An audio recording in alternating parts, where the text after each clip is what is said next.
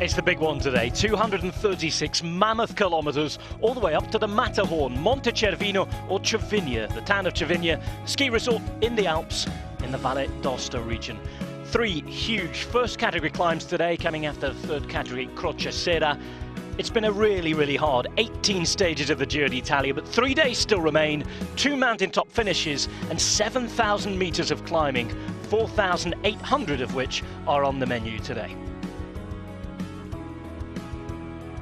That's the route up the Valle d'Aosta, 236 kilometres, a 5-star stage. Time to go to Juan Antonio Fletcher, Greg LeMond, who joins us for these 3 final stages. But first, Ashley House. Welcome to Giro Extra. It's stage 19 of this 98th Giro d'Italia, and we're in Cervinia for the finish line of what is a brutal long stage, as you've just seen. Fortunately, Juan Antonio Fletcher is here to help me as usual, and coming just over the border from France, 3-time Tour de France winner and cycling ambassador for Eurosport, Greg LeMond joins us as well. Greg, welcome. Thank you, Ashley. Tell us what you were doing just over the border in France. Well, I was doing a reconnaissance of the Pralou stage that's coming up in the Dauphiné and the Tour de France in July, and Col d'Alos, did some filming of the descent and the arrival up to Pralou, and ran into the BMC team. So I was very close to Italy and watching it. It's an incredible race, so I had to come over and at least spend the last weekend with you guys. Absolutely. Tell us what your thoughts are on the Giro so far. It's been an amazing race. I think it's very dramatic with the crashes, the abandonment of Richie Porte, the strength of Astana team, but more in particular the incredible ride by Alberto Contador, significantly stronger than anybody in the peloton. But I look at it as you see how strong he is as an individual. Team's not quite as strong, but you see the strength of the Astana team, which is going to make a very interesting Tour de France when you add Nibali to the mix. But I look at Contador as an incredible rider. I think he's a guy that's can handle both the Giro and the Tour de France, and I'm certain he's going to be the favorite for the Tour. Of course he is. Of course he is. Juan Antonio, let's think more about today's stage now. This rider started at 10:30 this morning, so it's going to be a very long day in the saddle. Very hard as well. We've watched the profile already. A breakaway of 9 riders got away after 40 or 50k, including some very strong climbers and King of the Mountains contenders too. Carlos Betancourt, Giovanni Visconti was there, Kirienko of Sky as well. Tell us what you think is going to happen now. We're going to see live pictures, of course, as we go along, but how do you see today's stage? Well, apparently there's big interest from the bunch, especially from Contador and Astana, to win the stage. I mean, especially Contador, he haven't won any stage so far, so he probably looked for that victory. So that's why the race is so controlled. They have a breakaway, but don't let the breakaway gain a lot of time. And I think they are not going to happen. I mean, the breakaway is not going to make it to the finish line. And honestly, everybody's expecting to Contador wins and victory finally, also with the pink jersey and so on. So that's why probably it's going to happen today. We know that Alberto wants to win a stage in pink, of course. For you, is today or tomorrow his best chance of that? I think he really wants to win either today or tomorrow. Maybe the sooner he gets that victory, the better, because there are not many other chances left, just today or tomorrow. And today they're already controlling, so it's looking already good for him. And tomorrow we don't know, probably it's more a breakaway day. It's going to be harder to control for the teams, and they better seal it today. They better have that victory today rather than tomorrow. Well, on your screens with us, you can see the riders. They're over the first categorized climb now, and they're coming down the descent. Greg, we're talking about Alberto Contador not having won a stage. At 1990, you won the Tour de France without winning a stage. For you, from that perspective, how important is it that Alberto does either today or tomorrow? 25 years later, it makes a difference. I wish I would have won one, because it's weird to be a Tour de France winner with no stages. But I didn't for mean me, to bring it up. No, I'm teasing. But the main thing for me was winning the Tour de France. I started with a 10-minute deficit, and I was worried about catching up to Chiappucci. But I think Alberto also his main goal is to win the Giro, and because of circumstance. Plus, I think his little isolation with the Astana team has been difficult.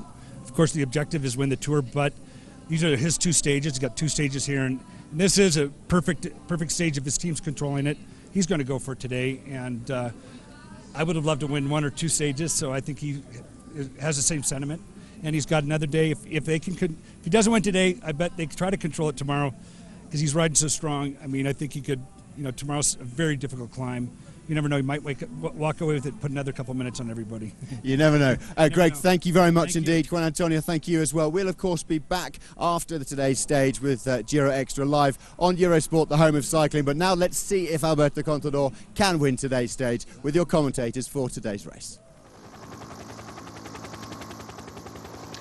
Thank you, Ashley. A very good afternoon to you all. And a very warm welcome to what promises to be a fantastic final 62 kilometres of this stage. They've been going ridiculously fast again. First 2 hours, over 48 kilometres an hour. The first 3 hours at over 45 kilometres per hour average. Sean Kelly is alongside me. Sean, let's get straight to it. We had a break of 9 that was out early on. Betancourt, Montaguti, Rutkiewicz, Visconti, Ulissi, Chavez, Kochetkov, Kirienka and Van der Leke.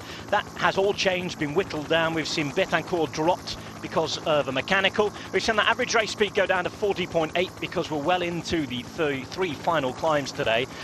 And with Astana riding a ridiculous tempo again behind, the gap has come right down. Yes, well, it ain't going to stop in this Giro. It's just every day the pace is on and there's somebody who wants to race. And the surprising thing is Astana riding here. They must be thinking they can do something to Contador. Where and when, I ask myself, because it doesn't look like they can put him under difficulty at any point. But again, the speed is on. The first 3 hours of racing, very, very fast. And when you look at 236 kilometres with the final, being so difficult, 3 climbs of almost 20 kilometres each, it's going to be a real difficult final. And it looks now, with the advantage 240 at the moment, it's going to be, difficult for the break to hold out, and we can see the break splitting up already. Visconti going in the attack. I don't understand the guys out in front, because you're with a group, you try and keep them together to get over the first climb at least, and then you get on to the final 2 climbs of the day and use these guys a bit. But in this race there's no fear. They just attack 50, 60 kilometres, 70 kilometres to finish, and off they go alone. And here we are, Astana chasing for a long time today, so it's going to be another hectic final, because now the general classification men, as we've heard, Contador is going to go try and get a stage victory. He wants to get a stage victory with the pink gels on his shoulders, but Astana have other instances as well. Plenty going on in the Giro, lots to talk about, lots of races within the race. There is Esteban Chavez shaking out his legs. We've seen Giovanni Visconti going on the attack, as Sean was saying, perhaps thinking the mountain jersey and trying to help out Benyat and Chasti, who didn't get in the first break. And Chasti did mop up some points on that last climb, means that he now leads by 1 single point from the man who has blue on his back today, Steven Kruijswijk, in the mountains classification. Back after this.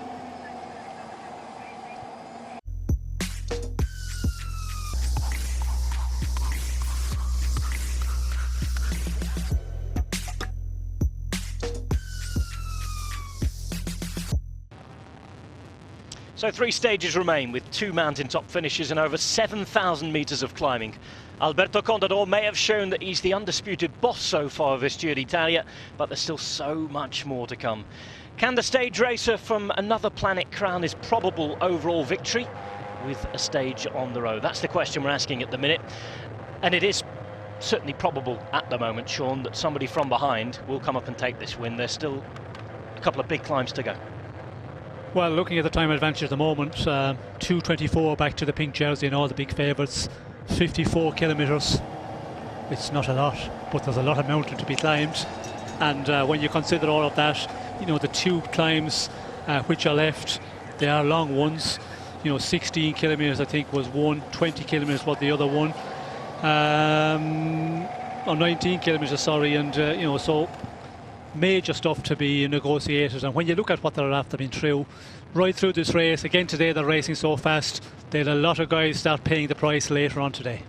Yeah, and after so many days in the saddle already, 18 stages, fast ones as well, it is the distance that could count. Now we're talking about Contador, let's go and have a look at his team.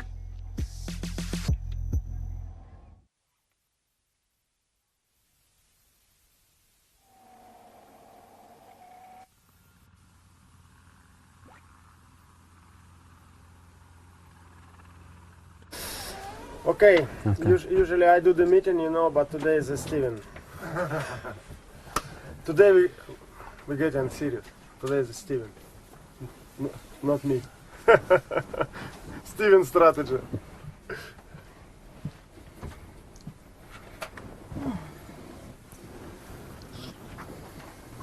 Matteo? Good.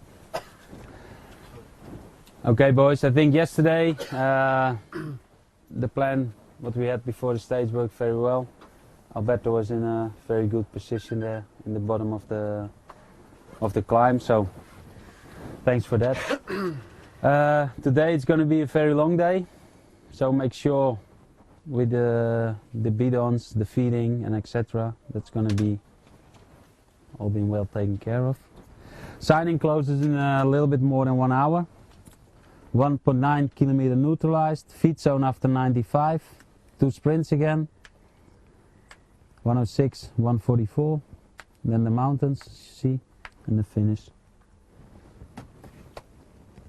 Feed zone, we have 1 extra feed zone here, 1 extra feed zone on top of that one, and also probably here, but I'll let you know when we get there, yeah, maybe. Not Paolo today? So. No, he's gonna pick up Rina and Pasha, so, okay. Here the profile more detailed. As you can see, I think this is by far today the most hardest one. The parcours, a little bit more in detail. This is the second last one.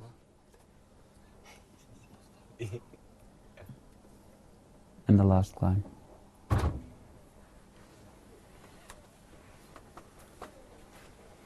For the beginning of the stage, I think our 3 boys for the flat take care of the breakaway again, okay?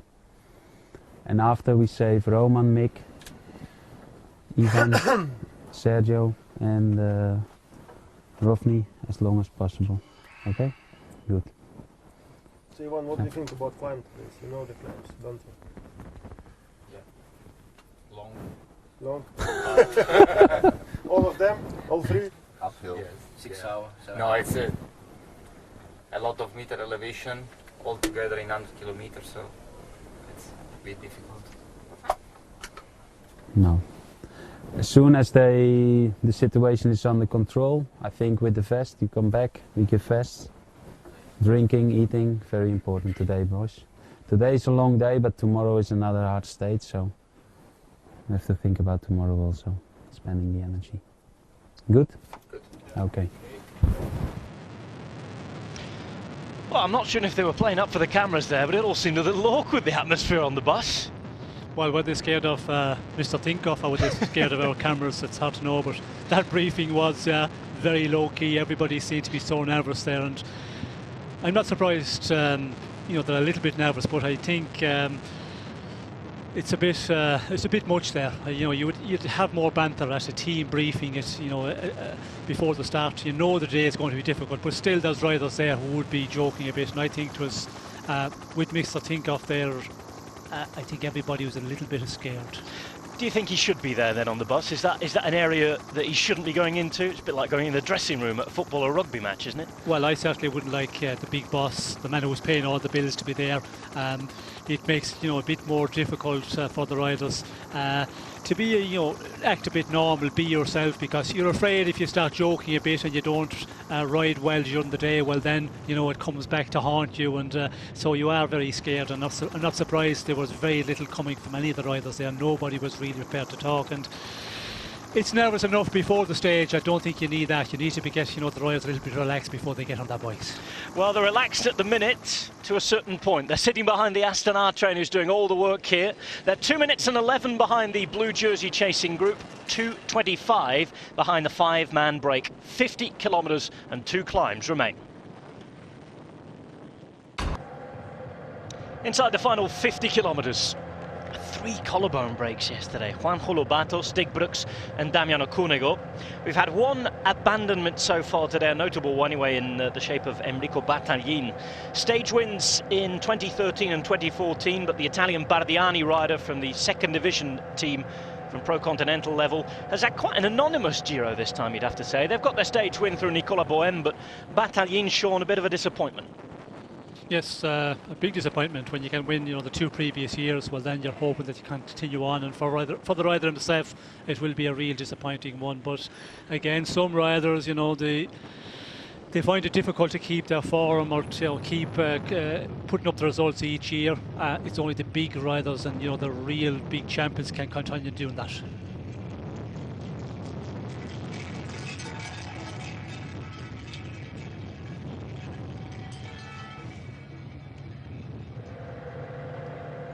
For the benefit of our British viewers, just saying that there were 3 broken collarbones yesterday: Lobato, Brooks and Cunego.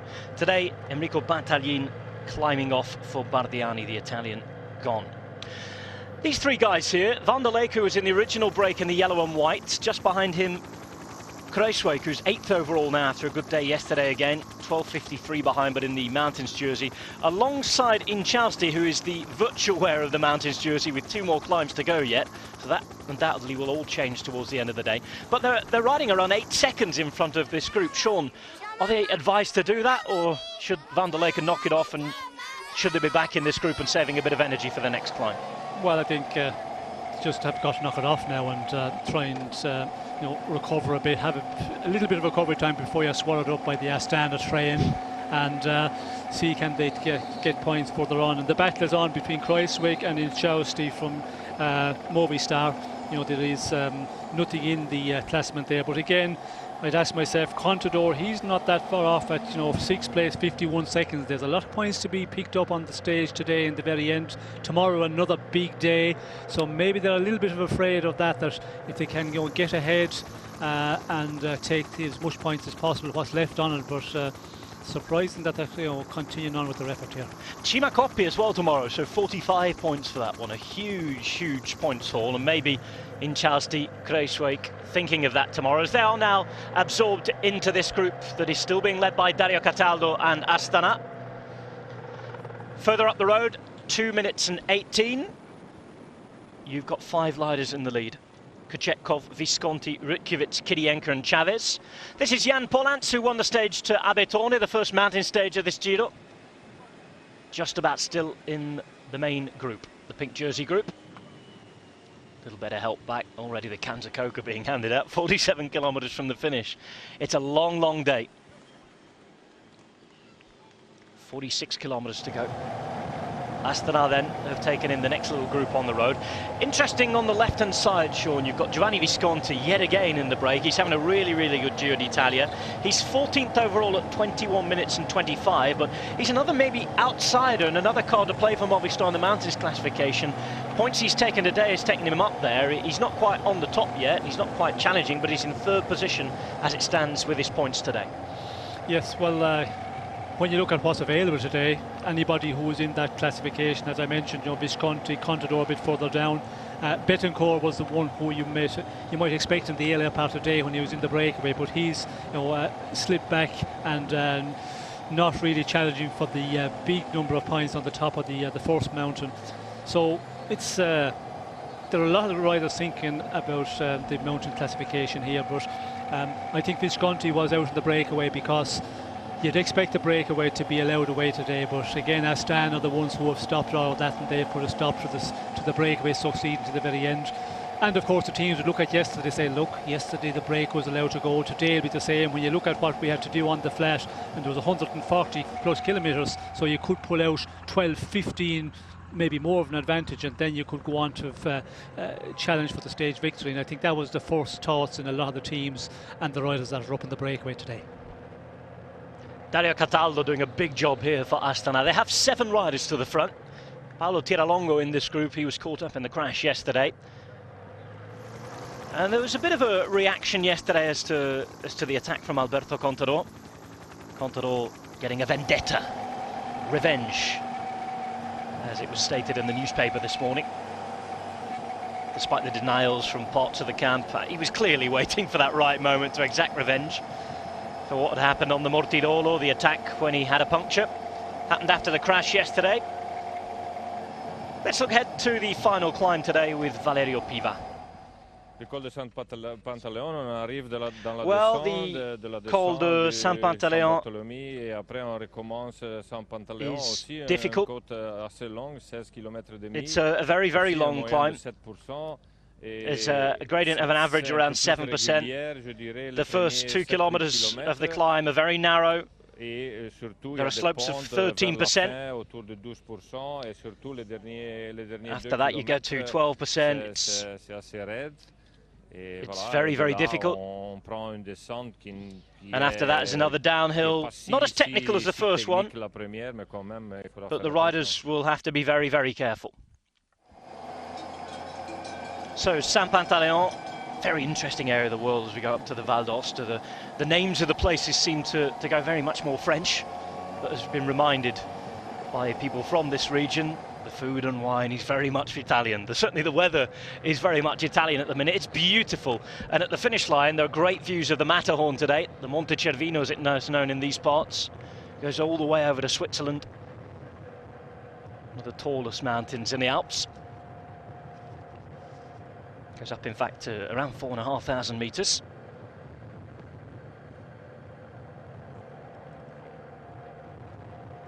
Astana on the front then, 44.1 kilometers to go.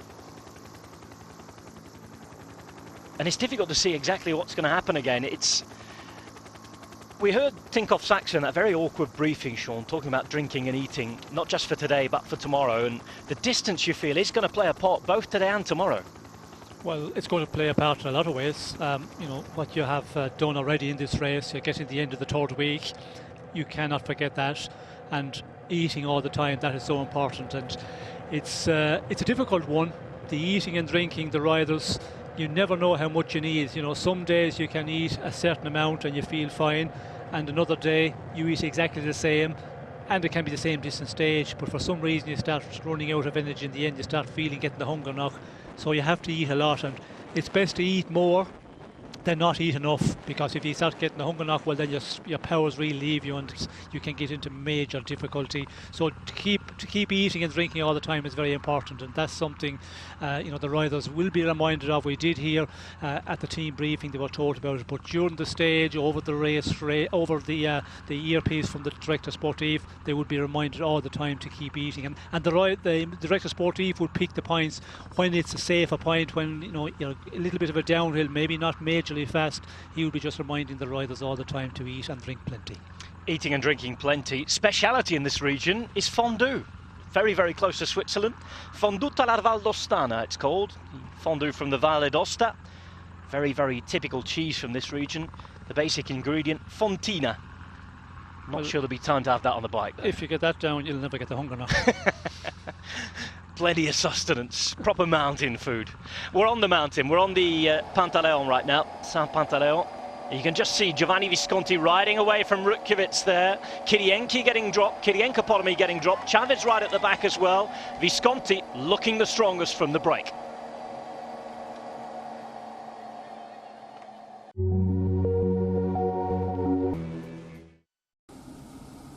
Visconti's gone away on the Saint-Pantaléon. We're looking at the Church of Saint-Pantaléon. Beautiful, beautiful day to take those images, you can see. Destination for pilgrimage. People praying for rainy springs, apparently. We've had one of those. They've had the best winter and spring snowfall in many a year in this part of the world. There's talk of them skiing all the way through to summer. I know they always ski on the glacier there, but it's a long old one. Visconti then away. He has 2 minutes and 20 on the pink jersey group that's being led by Astana, who continue to ride as if they had the pink jersey. They've been riding very, very hard at the front. They obviously want to do something today. 2:21 then for Visconti on that 8.6% gradient. 42 kilometers remain, and a look back, the switchbacks begin. And of the first 42 remaining kilometers, as Kochetkov and Kirienka chase on, all but 9 of them are uphill. It's a long old day, and that 9-kilometer descent is a very, very fast and technical one. Whoever loses any terrain there is going to have to watch out. We've seen Visconti winning from distance before, and it looks as though he's striking out now, but as we see those hanging on right at the back of the bunch, this is João Paulinho. It's going to be a really hard day, and lots of surprises could still await in 41 kilometres. Certainly in the 40 kilometres, 41 kilometres to go, there's a lot of climbing to be done, and Visconti, he's a man when he gets into a breakaway, you know, he is a rider you can depend on to put up a performance, but again, 2 minutes 22 at the moment, with the way the peloton is moving here with the big favourites, is going to be always difficult for him. And I'm asking myself now with Astana, who's the man that has to be for Landa, because I don't think Aru is in the shape, and we see him yesterday as well, he was fighting a lot with his bike to hang in there, so I can't see him, you know, in 24 hours recovering so well and be able to try and attack. So it has to be for Landa. They feel that he can do something, and it's going to be a nice one for the final if Landa starts going in the attack. Contador, the way he's going, he's not going to leave anybody out of his sights. Not at all. 18 seconds, by the way, for Visconti now from Kirienka and Kochetkov. Good ride this from Kochetkov, who has a fast finish on him on the flat. Decent enough climber, but this is an altogether different beast today. 236 kilometres. A lot of climbing, almost 5,000 metres of it today. And that's all that's left of the main group. This is the sole leader, Visconti, looking for another Giro d'Italia stage win. But it's going to be a big ask. 2 minutes and 31. See, the first thing he's looking for will be a big set of King of the Mountains points. Motorbike just told to pull over by the race radio. He's going to then check the gap and give it to the next two on the road. Movistar, despite not coming with overall ambition, Sean, can be very, very happy with their Giro d'Italia, surely. Yes, a real good Giro for them, and they are a team, when they haven't got a big leader, we've seen it in the past as well, they can still, you know, pick off stages, they're up there in the action, a lot of breakaways, and it's been the same in this one. They have had a fabulous Giro, and they've got great exposure for the team and some really good results, and they're still in there, the mountain classification, they're in that fight at the moment, so they could end up taking a jersey, and if you can do that with stage victories, well then, fabulous tour. And where's Andrea Amador going to finish? He's 7 minutes and 1 second behind Alberto Contador. He's in 4th place. He's so high up, he's probably getting a bit of a nosebleed, to be honest. This is a huge, huge performance from him. And he's going to a very, very special town today. He's going to a place where he won a Giro d'Italia stage in 2012. That was from a breakaway, but now it's going to be very different for him, because he'll be a marked man here, won't he? Well, he will be a marked man, and we did see yesterday, we're into that point of the race now, where the general classification, the top 10 or 12 overall, they're going to start riding behind each other. But here today, it's all about what you've got left, how much energy you've left on this final 2 climbs, and especially the final climb. It's who's going to be the little bit stronger, and in the general classification, if you're good and if you're down where Amador is and some of the other ones ahead of you, if Aru really starts to suffer, well then we could see Amador maybe moving up, or maybe he will move the other way, down the way in the general classification. So there will be changes in the top 10 surely, because the way they have been racing today, and this stage is a really a killer of a one. Kruijswijk just coming to the front out of the picture, perhaps trying to think about a counter-attack. Not necessarily to distance too much this group, but as we get closer to the top, he'll want to go out to get some points. He's making sure he's staying very close to Alberto Contador and the man who's in front of him, Mikel Landa. Kochetkov, in the meantime, leaves Kirienka behind. In the past, this is the sort of stage that Vasil Kirienka has eaten up on Grand Tours. He's made it his trademark to win stages like this from a long way out, big mountains. He's already proved in this Giro d'Italia that he has some really good form. He won the time trial, remember, the big, almost 60-kilometre time trial. Takes on a gel here, but at the minute, it looks as though Kochetkov is looking better, the 29-year-old Russian. Yes, although Kirienka is a rider who just, climbs at a pace, very, very regular pace on the climb, but he can keep going and going for 1 day, 2 days, 10 days. You can leave him out there. He's a real powerhouse, and I think we will see on this climb he will probably just make up ground once again, because there is a long ways to go on this one, and when there are long climbs like these, and the gradient as well, we always have 7, 8, 9%. That is steep for a distance of 16 kilometres. I think, Kirienka, we haven't seen the end of him yet. Alberto Contador in there. Race bit of an eyebrow when he was told of Mikel Landa's quote at the finish yesterday. Landa saying, well, when Alberto Contador dished out that revenge today, I've got a lot to learn.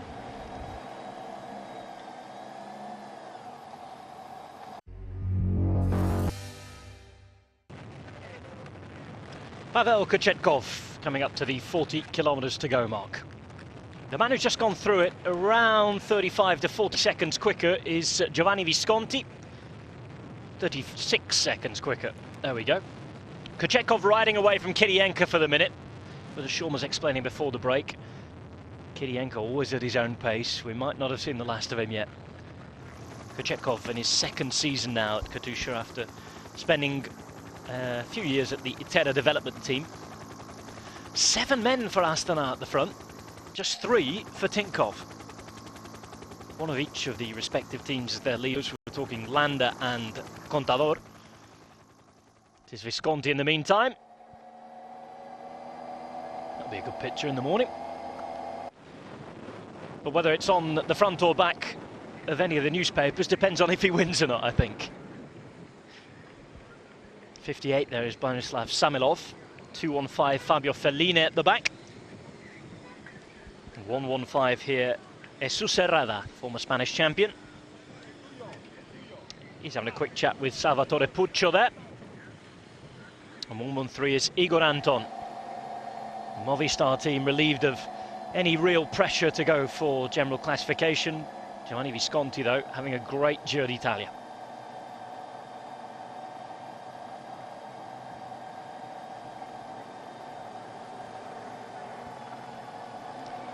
Visconti leading up the Saint-Pantaleon, penultimate climb of the day. Astana, Sean, playing the same tactic as they've played throughout the Giro d'Italia, trying to play on numerical superiority. They have 7 men. It was still over 45, so it was, very fast racing. And imagine, if there was nobody took control there, this breakaway would have went a long ways out, and then we would be looking at somebody from the breakaway to go for a stage victory. But it's still all to play for here. And Astana, are they looking for a stage victory again, or are they looking for something in the general classification? Do they think they can put Contador under difficulty? Are they thinking a bit further, make it difficult Contador in the end, and give him a hard Giro here with the Tour of France in mind? Of course, they'll be going with Vincenzo Nibali to defend that Tour de France title. Stage wins here, they had one at the end of the first week with Paolo Tiralongo, that crowned an excellent week. They had one right at the end of the second week with Mikel Landa, and at the start of this third week, the same man, Landa, winning back-to-back mountain stages. Landa no contract next year, and it seems increasingly likely that he's not going to be staying at Astana, and probably no room for him, certainly if they're going to stick with Fabio Aru as the leader in Giro, Vuelta, and Nibali to have a go at the Tour de France. Visconti leads the race in the top left-hand side, just behind him on the road. 36 seconds, Pavel Kochetkov, he's on the top right. Bottom left, you've got the third man on the road in this stage 19 of the Giro, Vasil Kirienka. He won the time trial the other day. And on the right-hand side, at the bottom, the Maglia Rosa group that just gets slower and smaller and smaller and smaller. And this is at the back of it, so hard to hold the wheels. 101 there is Sander Arme. Lotto Soudal have lost 4 riders already. In fact, there are only 4 teams with a full complement of 9 riders. Française des Jeux have 9 still here. Astana, and we've seen them, most of them anyway, 7 out of the 9 on the front of the group right now, as Rutkiewicz, who was in the break, the Polish rider from CCC, is pulled back in. Tinkoff Saxo with 9 riders still in the race as well, as have Giant Alpecin. 47 seconds now for Visconti, looking increasingly likely he's going to be out there to take the full set of points for the King of the Mountains. Vasil Kirienka in third place, a minute and 17 behind, so Kirienka already halfway back towards the peloton. Yes, he is losing ground, and Visconti, we see 2:55, he's riding really well considering the way Astana have been pushing here with Cataldo on the front, but again, he's on his own, and that is going to be the big ask, a long stage to keep it going.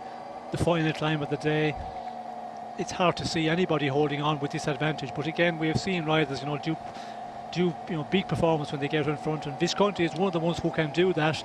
Depending on where the attacks will come, if they will wait to the very end, they just continue on making the tempo on the front, then there is a possibility that we could see 2:52 at the moment. We could see Visconti maybe holding on, but I am afraid it's going to be a bit too far and a bit too long for him. Yeah, from the top here you can see the Matterhorn, which is the mountain to which we're heading right now, in the Aosta Valley. Arme has dropped. There's Felline holding on. He's had a good Giro d'Italia, 5 hours already in the saddle today, and at this particular pace the legs will be hurting and stinging. Number 45, who's lost one of his numbers there, is Damiano Caruso. Average race speed, you can see 39.98 after 5 hours. I couldn't keep that up for half an hour, Sean, never mind 5 hours in these mountains. Well, I would need downhill to keep that average up. It has been ridiculously fast. What a watch over the last 3 weeks. Remember, plenty more to come as well. We'd love to hear from you, as always, on Twitter. Hashtag Home of Cycling if you'd like to get in touch with us over this final weekend. Who's going to win today? Are we going to see Alberto Contador take a stage win to confirm that pink jersey?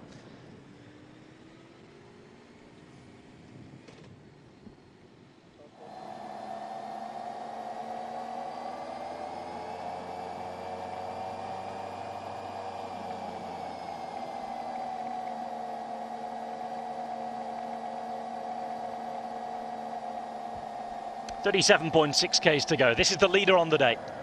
Visconti, 2 minutes and 48 ahead of the main Maglia Rosa group.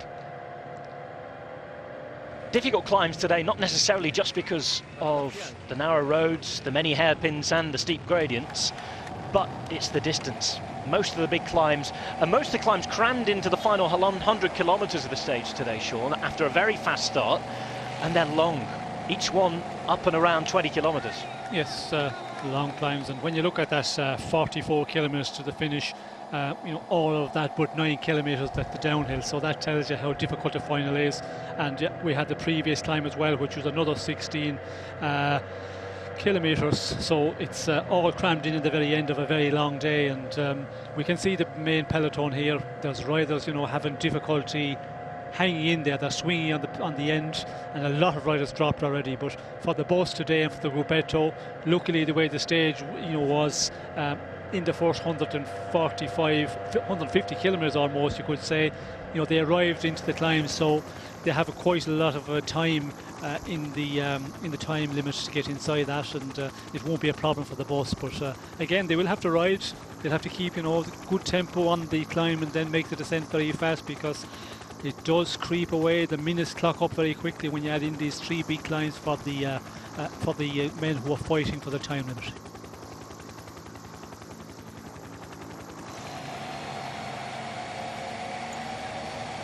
Well, a few of you writing in and asking about the snow.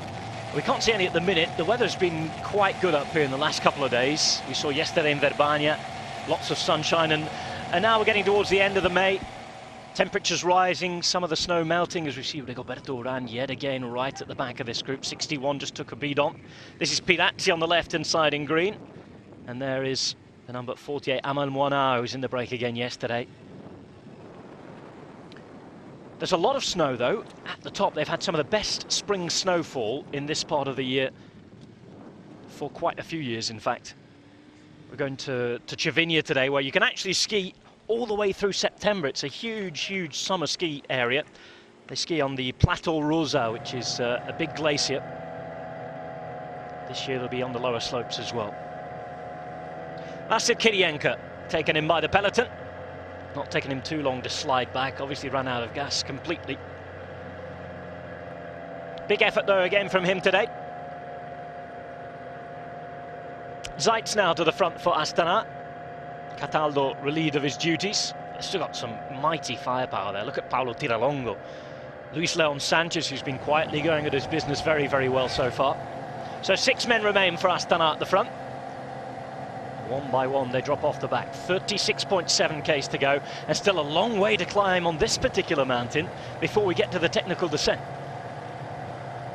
Well, it's all about just keep on working at it and you know, keep the pace real high, and that's what Astana is doing. That is the plan. and just see can they just slowly break some of the riders, and of course Contador is the one that they want to see, can they put under difficulty. We can see Contador, he has 2 riders here. It looks like Basso is there and Mick Rogers, so he has 2 men with him at the moment, and you know, it's a good way to be, because we've seen Contador other stages in the past where he is isolated very earlier on, so this is going to be an interesting one. If he can get to the final mountain, you know, with 2 teammates, it's always, you know, very good for a rider, because if you have a mechanical, and we have seen enough of those, where the big favourites, you know, Landa yesterday, we see Contador a number of days ago on the descent, when you have a flat tyre at the wrong moment, it's very important that there's a teammate about. Giovanni Visconti, 36.4 to go.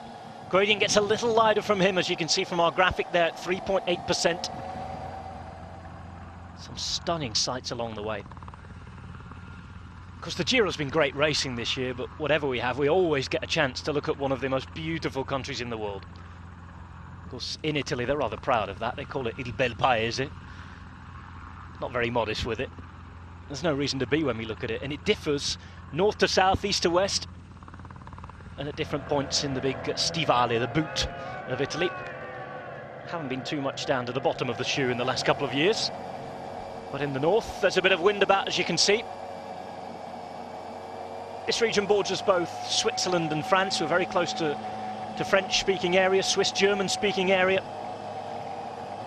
And despite the French names, we're still very much in Italy, in the northwest of the country right now.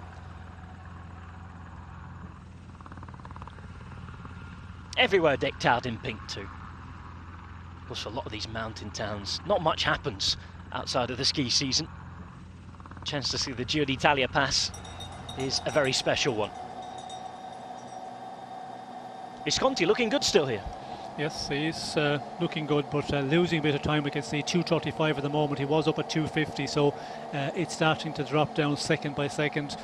The wind has got up a lot here, and I'm trying to see what way it's blowing. It looks like maybe, is it a headwind? He's going quite fast. I don't think it can be a total headwind. 35 k's to go on this stage 19 of the Giro.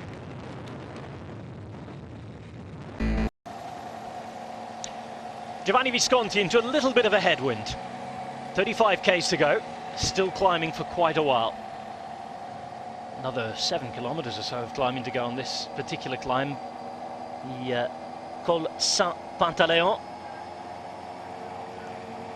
After that we head down to Autrey-Saint-André, and then it's the climb up to Cervinia itself.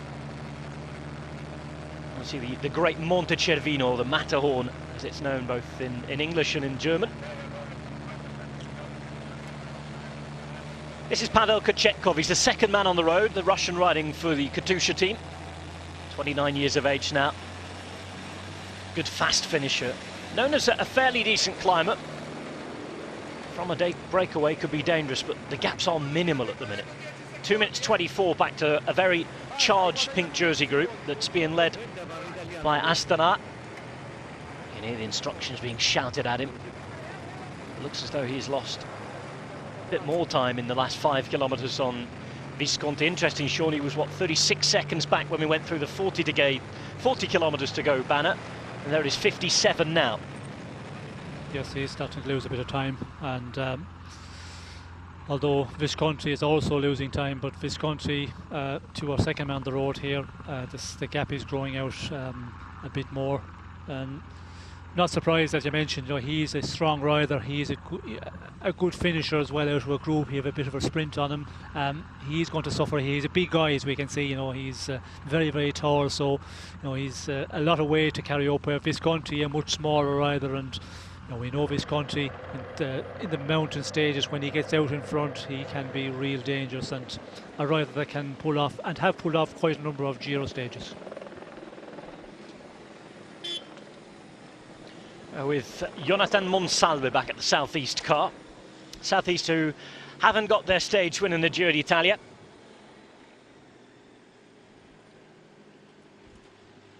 Not been an easy one for the professional continental teams with the rhythm.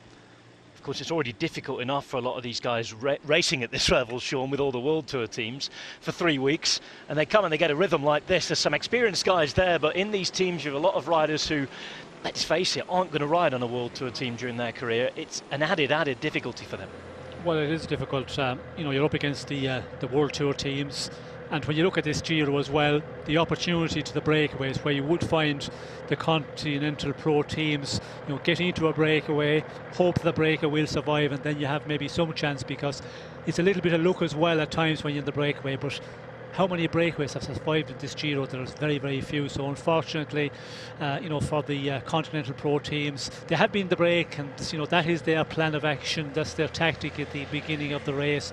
There's days where, you know, there's going to be breaks going up the road where there's a small possibility of staying away. They're going to put men up there. They have done that, but they haven't been allowed to go all the way. Just there've been so few breakaways have succeeded here. Visconti has 59 seconds on Kochetkov, 2 minutes and 18 on the Maglia Rosa group. Looks as though he's looking okay to get to the top and take maximum points on this mountain, but behind, the rhythm is still fierce. Great news, as we can see, confirmation that it is in fact Ivan Basso that is still with Alberto Contador. And it seems strange to be saying it, given the quality that Ivan Basso has. We know that he's not the same guy who won the Giro d'Italia when he won them. Of course, the last time was in 2010.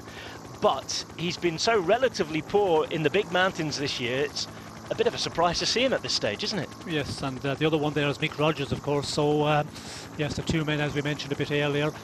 Basso, I think he was riding in the earlier part of the stage, maybe not in the very, very early, but when, for example, he was on the front quite a bit. So I think he was the man who was the third last man off, let's call it. You have, you know, the other two who were hoping to be there as much as possible towards the end for Contador. So Basso, I think, you know, he's been doing a lot of riding, taking the first man and then disappearing a bit.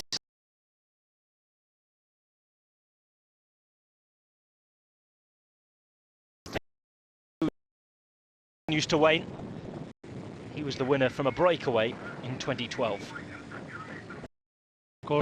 Hijsdal in 2012 as well. He took that time of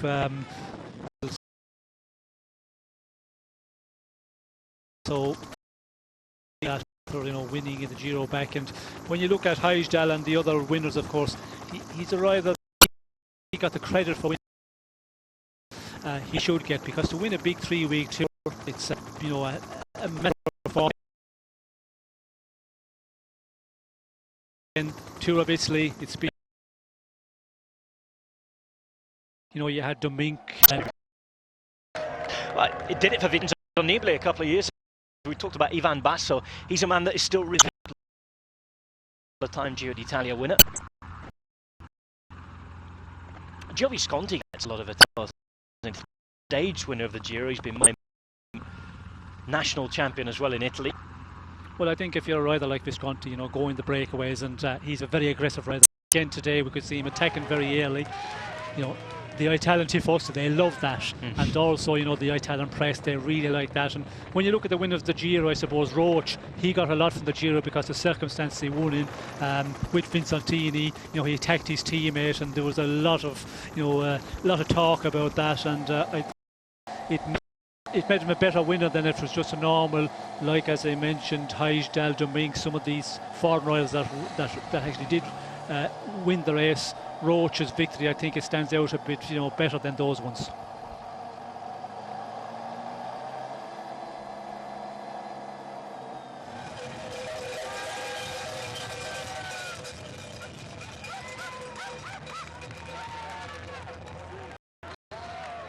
.2 kilometers to go. Pavel Kochetkov going through the village of Semon. Still in the region of Saint-Denis where we passed through before. 107 back to Kochetkov, and you can tell now he's the latest rider to slip away. It's going to be Visconti versus the world very soon.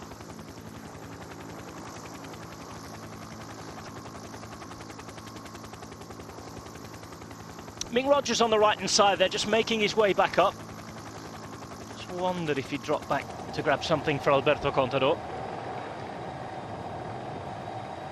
The top two men on the road is this. Movistar have got a great recent record in this part of the world in the Giro d'Italia as well. They've won stages on the Giro for the past 5 consecutive years. If you remember when Vasil Kirienko was still a Movistar rider, it was a very, very sad time for the team. Just days after the loss of Xavi Tondo, who was killed whilst out training. And Kirienko went and won the stage to Sestria, which is where we go tomorrow. He won it from a long, long way off as well. So Roger's back with a little bit of food and maybe some advice there from Alberto Contador. Basso still at the front in the fluorescent yellow, just behind the Astana train that is now 6 men long. 6 carriages still remain. Shaw mentioned Heijsdal still looking good there, right on the wheel of Caruso. That's a look down the mountain from Visconti. Where are they? I think he's taken out his earpiece again. We saw that from him the other day, didn't he? He wasn't really listening to the advice, but he can't help it today because he's got the car alongside him. If he takes out the earpiece, they're going to be shouting at him anyway.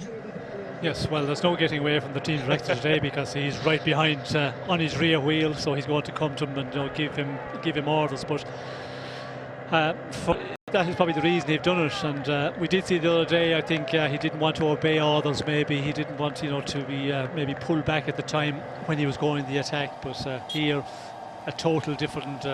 He's in a total different position in the race here, and we can see the earpiece is just hanging there and dangling in the wind. He's a character, whatever you think of him. Giovanni Visconti, Movistar rider.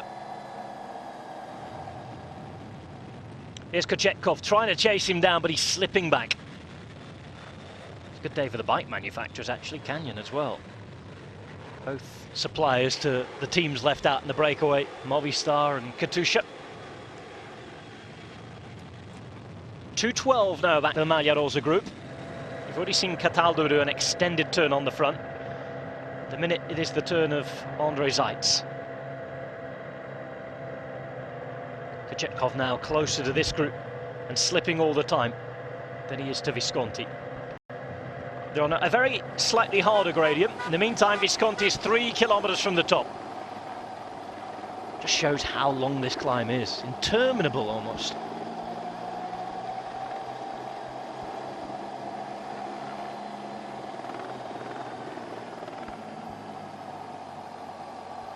The road does kick up again here for Visconti before the end of the climb though. Gradient goes up to an 8.9% average in the last 2 kilometers of the climb. And it's a long one just looking at the riders there. You can imagine being there on the bike and giving it close to 100%, and Visconti, he's been on this climb all on his own for a long time now, and sitting in front of your screen there in your sitting room drinking your coffee or tea, it just feels so long to get to the top of this climb. Just imagine being out on the saddle. Hard one. Temperature's high as well today, well into the 20s. It's not quite the Pyrenees in the Tour de France and 30 odd degrees, but it is very, very warm for this time of year. Well, I think the riders would prefer the conditions we have, quite warm. If you had the cold conditions which we have seen in the Giro in many years, where if it's a wet day, it's just so miserable here, and it makes it so much more dangerous to the descents. I think they would settle for the conditions we have at the moment. Yeah, I was talking about the summer skiing as well, at 3,500 meters on the glacier up in Cervinia, 25 kilometers long, the pistes. Well worth a visit. Mountain biking and skiing in the same day.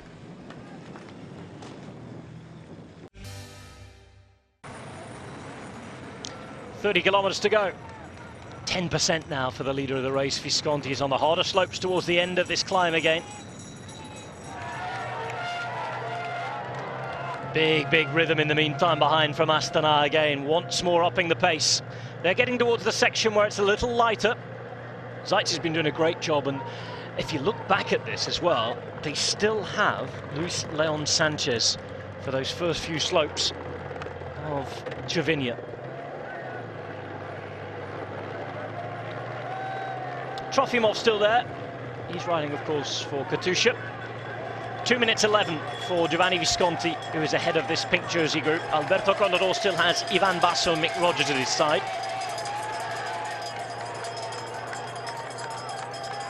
And given the fact that it's a working day, Friday afternoon, up in the middle of nowhere in the mountains, there's a nice sizable crowd out. Fellini, oh, he's been hanging on at the back there for a long, long time. Courageous ride from him.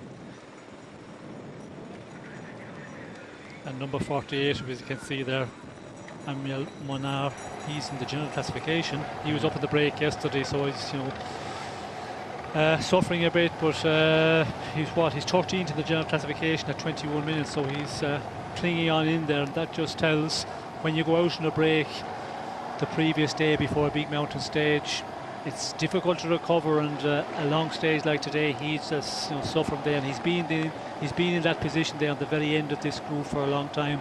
So I think when he hit the final mountain, when the race really opens up, he's going to get into difficulty. And considering, you know, 13th place in general classification, you would expect him to be able to stay there for a long time, but it's from the efforts of yesterday.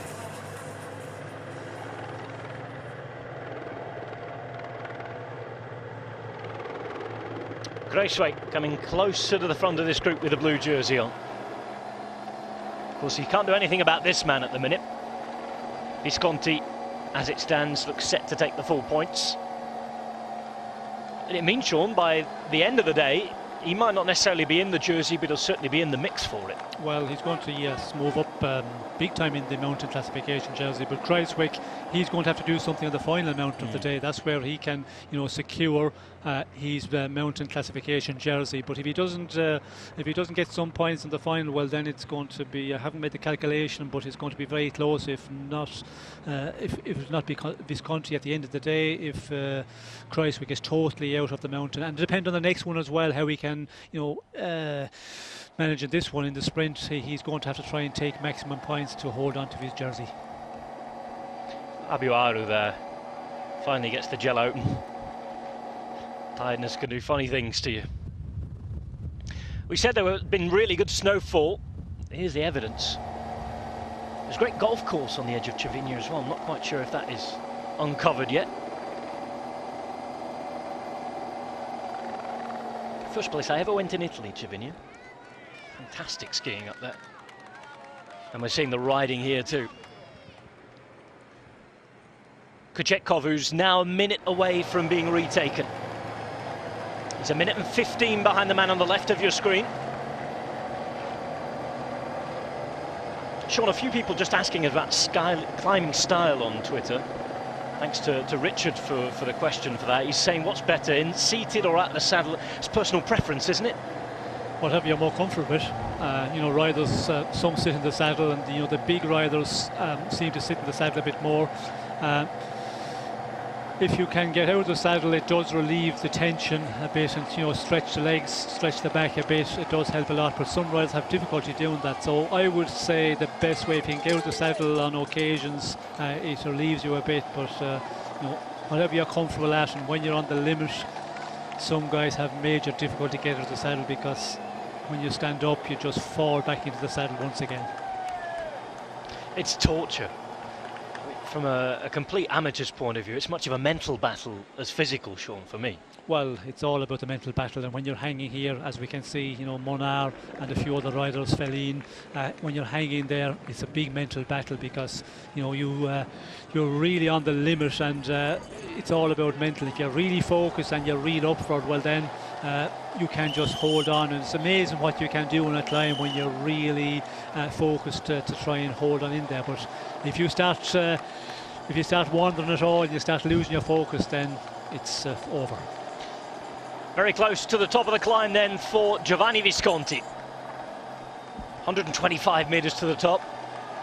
And a full set of first category King of the Mountains points for this very, very valiant rider from Movistar. He is tired out. You could see him almost sink back in the saddle then. Gets back in, and he's going to ride over the top with a minute, or 2 minute and 11 second lead, pardon me. So now a technical descent, a fast one. You cannot lose any ground on this descent if you're with others, because you will not catch them again. Top of the climb, 2 minutes 12, and as we look up to the Matterhorn, Sean, can he do it? Oh, in the meantime, here's Kruijswijk, pardon me. Kruijswijk going out for the points at 500 metres to go. Bignac and Chausty's going to follow him. Movistar want this jersey one way or the other. Kruijswijk's in it at the minute. I can tell you that after the last climb, he was a point behind the man who's chasing him here. Bignac and Chausty has worn it. It's a great battle for the King of the Mountains this year at the Giro d'Italia. And Kruijswijk, who's been one of the most exciting riders to watch, is nervously looking around. In the meantime, the battle behind always gets a bit more nervous when one or two people fly off the front of the peloton. Gachetkov's going to take second place, I think. It all depends on how fast the accelerations are behind. Of course, those cars and motorbikes in the way aren't going to help. And will the race organiser not want those moved before the top of the climb and the descent here, Sean? Well, I think there's still, quite an advantage for our second rider on the road here, and if they are getting close, of course, that's just at the top, they will pull them over. As we can see here, the battle going on with Chausty are pushing on and getting the better of Kruijswijk. Kruijswijk went for a long one there, and we could see he was starting to suffer because he was looking around quite a lot, and Chausty gets the better of him on this one. Chausty's going to take third place then. Looks around just to make sure there's no comeback whatsoever. Kruijswijk will take fourth, and these guys, well, they'll be well advised, I think, to rest for a few minutes, enjoy the descent, and then get back to business on the final climb. This is what's coming up behind them. 100 metres behind. Sky coming to the front on the left-hand side now. Astana still there. They have 5 riders. 2 riders still around Alberto Contador. So 2 minutes and 4 is the advantage from the pink jersey. And Fabio Felline still hangs on at the back, another mountain out the way. This is the leader, trying to gain whatever he can. 35 points for Visconti. Still another mountain, though, to do something on if he is to want this jersey today. 25 k's to go, we're on the descent. We're going to go off for a quick break, and we'll be back with the grand finale here on Eurosport.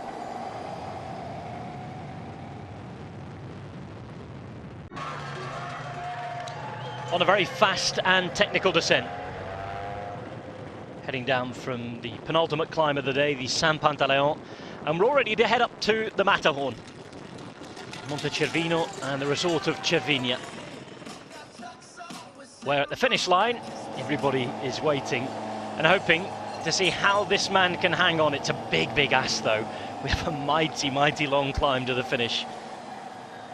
Advantage of around, well, I was going to say 2 minutes. It's already down to 1:53.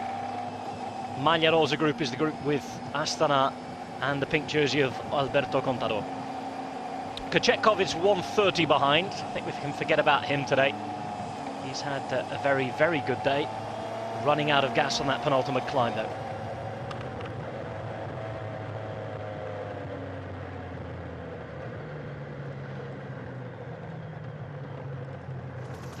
More than 40 peaks in this part of the world, over 4,000 meters. It's incredibly beautiful in the Alps. Matterhorn today, where we're headed. Obviously not to the top, but we're headed to the top of the road, to Cervinia, the resort. The Matterhorn is the 5th highest in the area. This is the leader on the day. Giovanni Visconti, the Italian for the Spanish team Movistar, has a lead of 1 minute and 53 seconds over the Maglia Rosa group of Alberto Contador, that is currently, and as always today, been led by Astana. Visconti on the descent, very, very fast one. It's a big ask for him to hang on, though, isn't it, from here? Yes, it's going to be real difficult. When you look at the peloton, the way they're riding, Astana 1:53.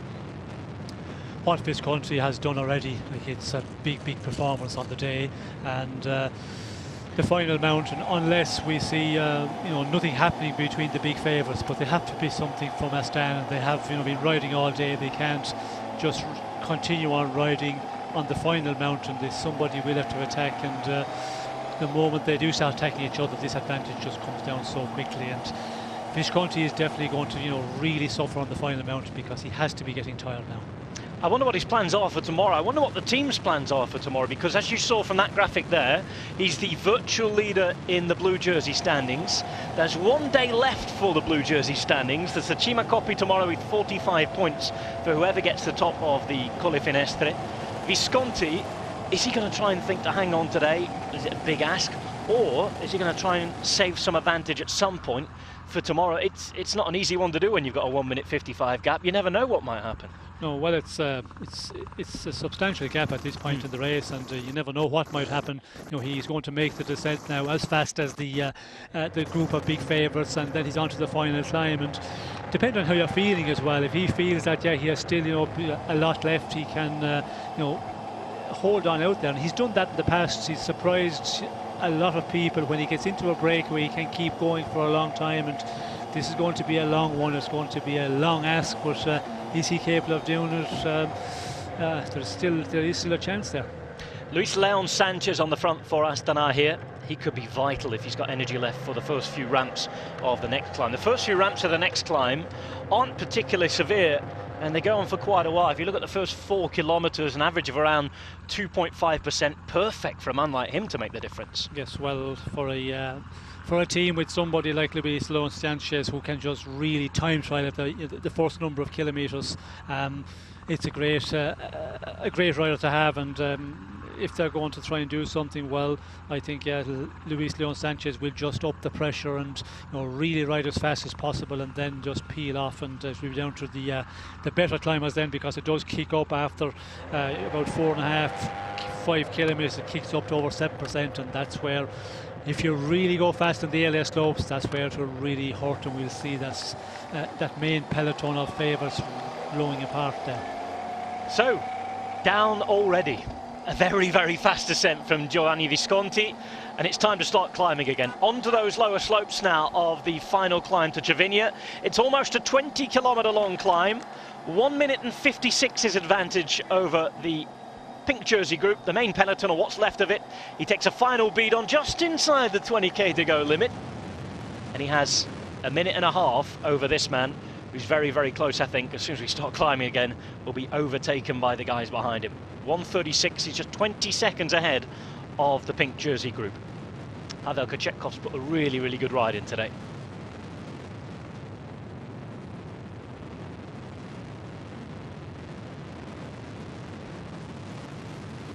So as soon as he hits the floor of this valley, in the Oster Valley, through the town of Antey-Saint-André, which we've just seen, peloton will arrive there just behind as well, heading up to the Val Tournenche and then Cervinia.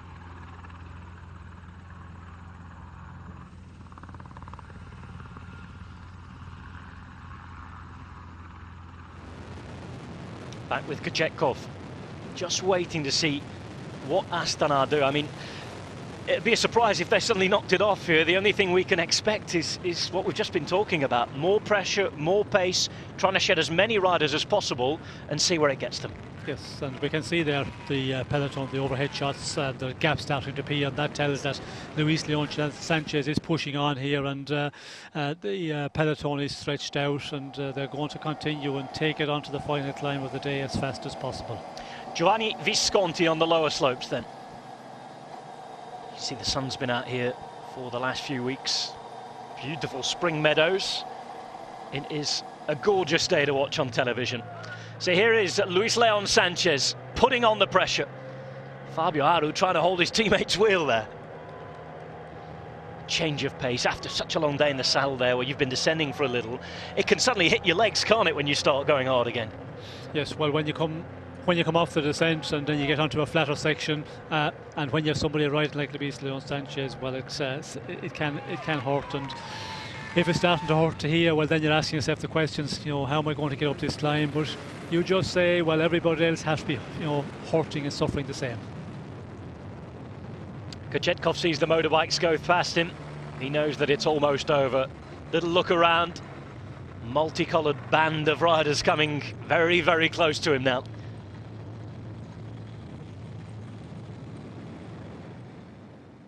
Alberto Contador having a little conversation.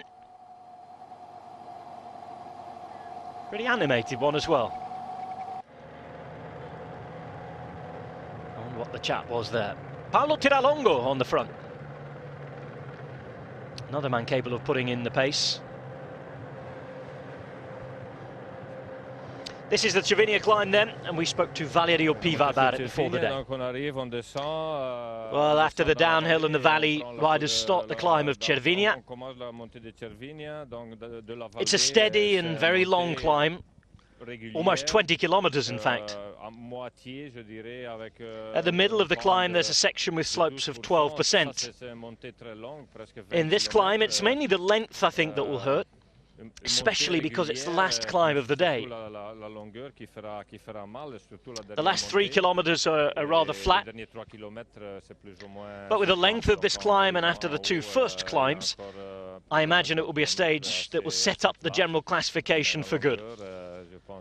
Of course, the stage 20 will be tough as well, but I think today's stage will consolidate the classification for a lot of riders.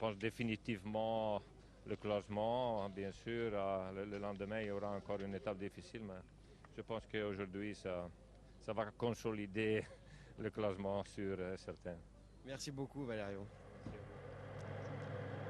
Sean, are you in agreement? Is today going to consolidate the general classification? Tomorrow might be a special day, but in terms of the overall thing, is this going to set the picture, really? Well, I think the general classification here is going to be an important one at the end. Will we see somebody up there in the top 3 having difficulty?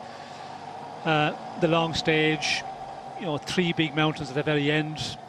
At the point we're in the race, we could see surprises.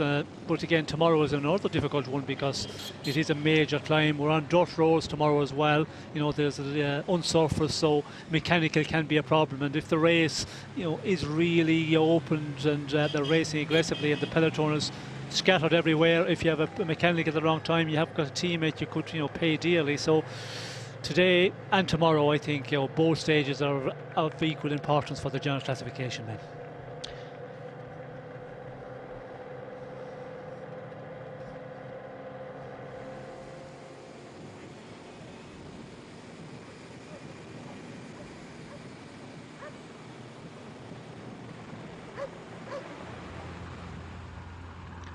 Just over 15 kilometres remain for Giovanni Visconti, who's out with 1 minute and 49 seconds of an advantage over an Astana-led peloton.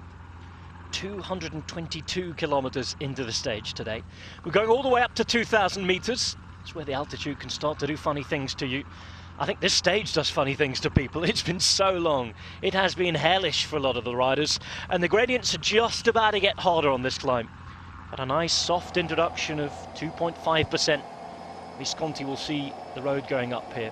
One thing about this climb though, Sean, it's not a particularly narrow road. There's not too many hairpins as we've seen. It's not a Mortirolo style climb. It's not as hard in terms of the gradient because a lot of the big ski buses come up here in the winter. It's a main road up to the resort, but it's everything that's gone before that's going to make it very difficult. Certainly if these guys keep putting the pressure on, and you can see that gap now starting to come down rather seriously. Yes, and of course the big road, it's not going to change a lot because the group is small. If you had a small road, it would be just pretty much the same. But the gradient, that's the important one. It's not a major steep gradient, and it eases off a number of times up it. But at the end of a very long day, and when you really start racing, when there's a mountaintop finish, when you go so fast, and it's all about the speed you're going up the final climb of the day. But some riders can manage that better than others, and like of Contador, when it's really steep, that's where he can cause a lot of problems and cause a lot of danger. I think Aru will be a bit the same as well. They're more real climbers. Landa, maybe he can do this sort of climb as well, a bit better than if it was really very steep gradient. But again, when you're at the very end of a stage race, after a long day, I think it's the way and the speed that you go up, then that's what's going to cause the problems. Well, this is the last kilometre with the golf club on the left-hand side into the resort of Cervinia, and you can see the Matterhorn right at the base of that shot. Matterhorn first climbed in 1865. A group of 7 mountain climbers got up there, led by the Englishman Edward Whymper. But there was disaster on the way back. 4 of the members falling to their deaths on the descent due to a broken rope. There is Cervinia, the town, and the finish line just at the entrance where all the bars and hotels start. Ski lift a little further up, and the last kilometre, nothing of note, as you can see. No twists, no turns, it's almost straight into the line. Yes, and it does ease off in the last 2.5 kilometres. You know, the gradient gets very, very low, so it's not something that, you know, we have seen in the past where you can have 10-12% right to the finish line. The final 2 kilometres eases off and is almost flat. It does kick up in the final kilometre a bit more, but again, at the end of the day, if you're really going full on 5-6 kilometres on the finish, well then even this little gradient is going to be difficult at the very end. They're certainly going full on here. It's all in one long single file line on the way to Cervinia. 14 kilometres remain.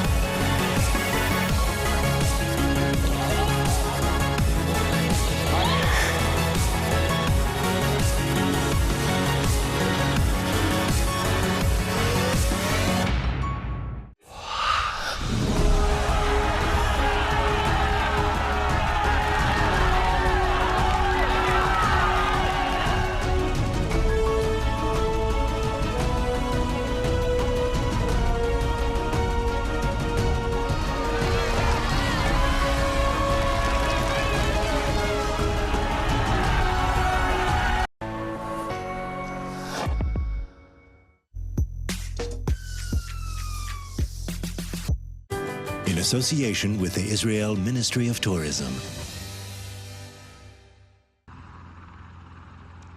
1:13, Tiralongo putting some real pace on at the front of this group. Tiralongo won stage 9 of this Giro d'Italia, his third Giro win in his career. All of them coming towards the latter part of that career. Fabio Aro's there in the white jersey, looking a little better than yesterday. Luis Leon Sanchez behind as well. Mikel Landa still there too. Mikel Landa on the right-hand side of this group. Sky still have 4 men involved as well. Nieve on the left, Svitsov near him. Koenig is their leader. And Contador, the leader of the race, 1 minute and 8 behind on the road from Visconti, the leader on the day. Still has both Mick Rogers and Ivan Basso. This is Stefano Pinazzi hanging on. And there are 13.4 kilometres to go until the end of this stage.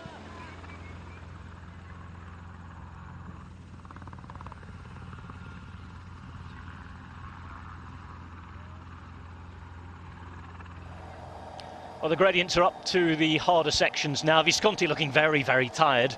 They're looking strong behind the peloton, chased and led by Astana. 1 minute and 6. It's coming down quite rapidly now, Sean.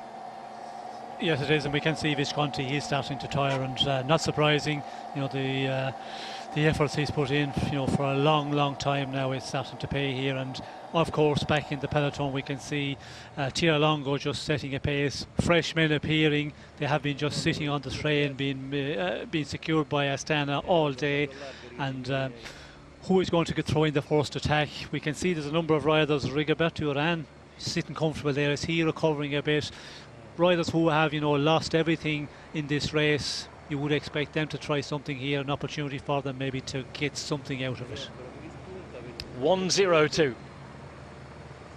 Visconti, while we're away at the ad break there, was up and down from the saddle. His head was side to side. He was swinging. Ivan Basso's still there for Alberto Contador. Big news, that, really. I've not seen that all Giro at this late stage in the day. Chance for a beat-on there for Visconti. 13 kilometres remain. Chance for another gel. Bit of energy, anything, get it into the muscles. All fantastically scientific stuff now, all these gels and bars, get straight in the muscles as quick.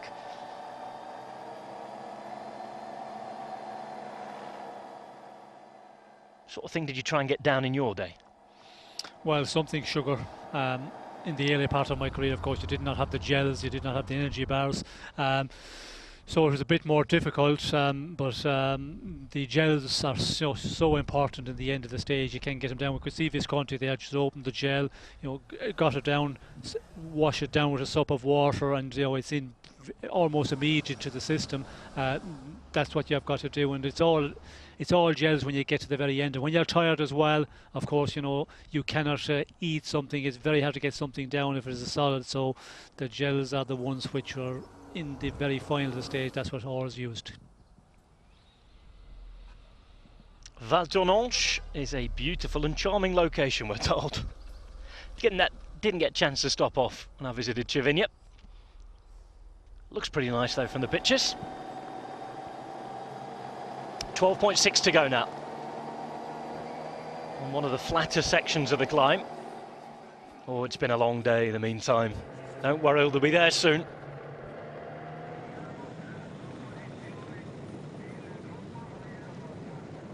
Spectators from the farmland as well. 3.2% behind.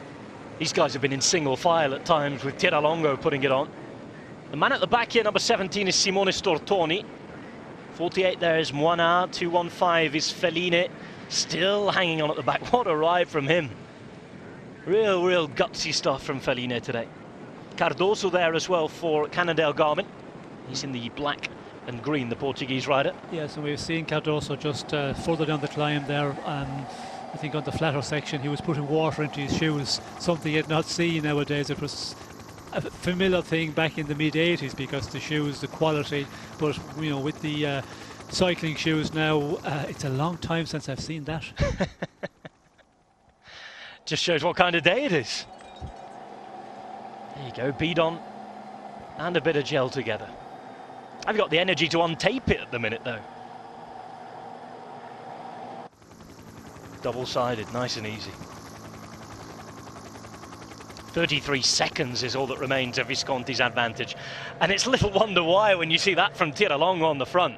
Teeth gritted, hands down on the bars, really going. Yes, really going, and it's a surprising one to see Tiralongo riding in the earlier part of the climb. I was expecting Luis Leon Sanchez to give it everything here in the easier part of the climb, let's say, and then it would be Tiralongo because he's the better climber. So the moment it would kick up that Tiralongo would be more efficient and he'd be able to keep a real high pace, but it looks like Luis Leon Sanchez is going to be there, and he's going to do another turn before he peels off.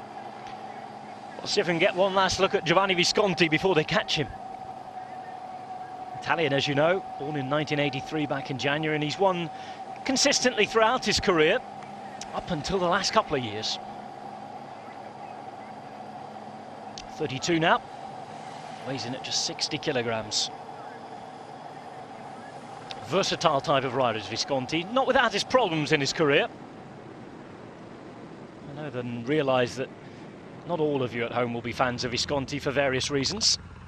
Had the odd brush with the authorities. But he's ridden a very courageous race today. 11 kilometres remain. Just 17 seconds now, you can see. It's always a worry once those motorbikes go flying past you. You know that it's nearly the end, don't you? Yes, well, when the motorbikes start pushing on and coming by, you know it's game over. It is game over for Visconti. Looks down once more at the stemp with that pink profile on it. The pink cars that get given out with the road books to all the riders and people within the race. Well, goodbye perhaps until tomorrow. Domani. There you go. A domani indeed. And what a performance, you know, to be out there for that distance and on your own. You know, it's so demanding, and it's not surprising with the slim advantage they had all day. The breakaway, it was always looking and going to be difficult for him. So we'll see you tomorrow from Giovanni Visconti. It's the peloton and Astana who now lead this. A little conversation there between Luis Leon Sanchez and Paulo Tiralongo.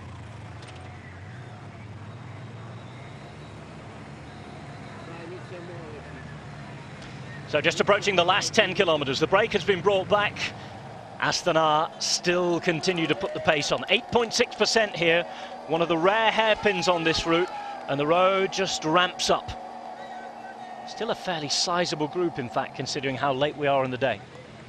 Yes, well, I think this group have been, you know, pretty much the same for a long time. The first time of the day it seemed to blow the peloton out, and what we have here, we have it had it for a long time now.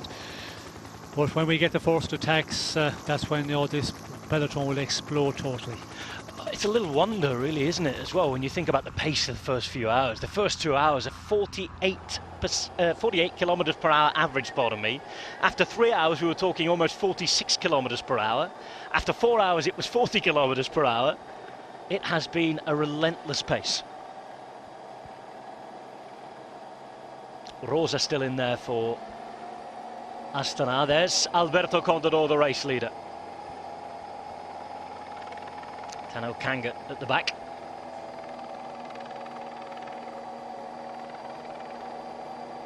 Here's Tiralongo.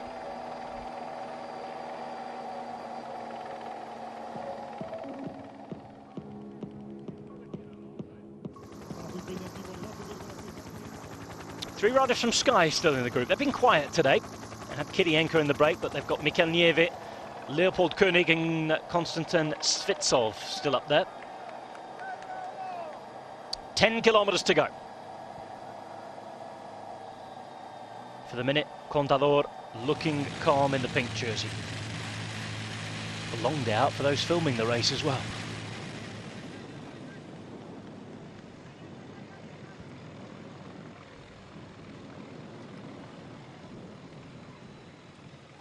Trofimov still comfortable for Katusha. Well, how long can Tiralongo hold on here? That's probably the key for Astana and their tactics at the minute. They've still got Sanchez as well. Again, a big surprise that it isn't Luis Leon Sanchez first to go before Tiralongo. There's a little look round, asking the question of Fabio Aru. Looked to struggle in the last few days. It's in a bit of an indicator to see how things are, in fact, because Fabio Aru yesterday, Alberto Contador said he looked round and he had a brutta faccia, an ugly face, which meant that he didn't look very good.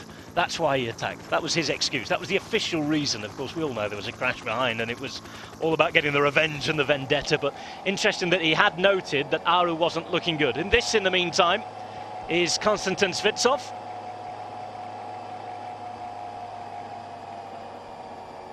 Team Sky having bodies in there, opportunities to look for another stage win. This is the moment he went. I don't think they'll be too worried about him for the minute, certainly with all the armoury that Astana have. Oh, well, a chance to try and put on the pace. Contador wants to follow this. Landa's there as well, and it looks as though it's time to go. Ryder Hijsdal as well. So Mikel Landa, Alberto Contador and Ryder Hijsdal. I wonder if that conversation we saw a minute ago was when, are you ready? Let's execute this plan, let's go. Well, you could see that was Luis Leon Sanchez that upped the pace there, and he caused the split here, and it's going to be an interesting one. Who's going to do the riding out front? Because Landa, you know, we can see Aru is coming across here. That's a turn up for the books, isn't it? Fabio Aru obviously feeling a little better today. Yeah, it's good to see that, because he is the one who was in difficulty. Other days when we see the attacks, he starts to get in difficulty. Looks a bit comfortable there at the moment, and we can see Rigoberto Urán is hanging just there on the rear. Well, I was just going to wonder to see if Aru was going to come through and start working for Landa then. Of course, he said that he's happy to see the roles reversed. Here's Hijsdal with the latest little acceleration. It looks as though Sky are trying to bring the rest of the group back together. Remember, it was Svitsov who started this. Astana attacking straight away with Landa. Contador for the minute, able to follow. So it's the 2012 winner, Ryder Heistal, who Sean was talking about, knows this climb very well. Kruijswijk is behind him in the blue jersey. Remember, needs points at the top here to try and hang on to it. Just behind him you have Mikel Landa, number 24 in the turquoise blue of Astana. In the pink jersey, the race leader, Alberto Contador, the Spaniard. In the white jersey, Fabio Aru. This is Mikel Nieve on the right-hand side. And the big loser at the minute, although he's working his way back, is André Amador.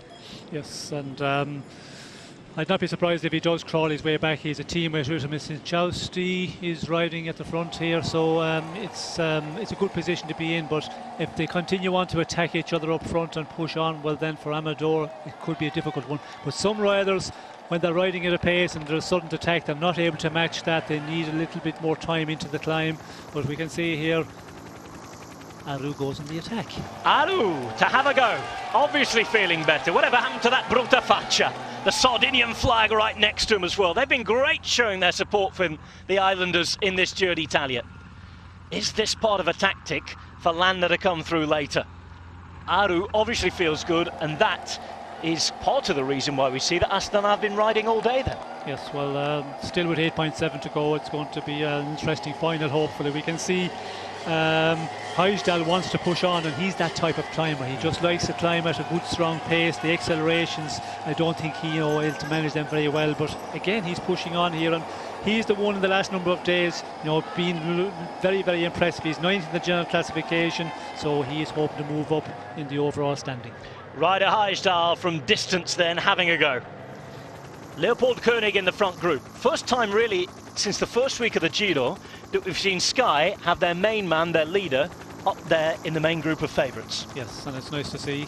He's been there again, a rider who don't like these sudden accelerations and the slowing down, as we can see. And Landa's coming with another one now, pardon me, Sean, but Landa attacks yet again. Contador can follow right on the wheel. Here goes Kruijswijk, and Aru for the minute is holding on. Astana with again numbers towards the front. Real credit to Steven Kruijswijk. What a rider he is. Of course, we discovered him at the Giro a few years ago. Disappeared ever since, but he is back with a capital B right now. Yes, big time. And in the general classification, he's 8th, so he has 2 things to ride for here. General classification and also for the mountain classification. If he can stay up here to the top number of riders, he's going to pick up very important points for the mountain jersey.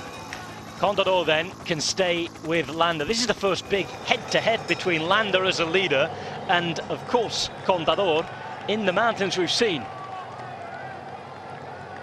Mortirolo was a special day, but this is where they both started on equal terms, and it is going to be fascinating over the next 8 kilometres. They have Ryder Heistal in their sights, who's the most advanced man on the road at the minute. And remember, when he won the Giro d'Italia, he did it without winning a stage. I'm sure he'd love to take one here. Contador, remember, for the same reasons, will want to win. Today and tomorrow, his last chances. Yes, and a difficult one today because of the finish.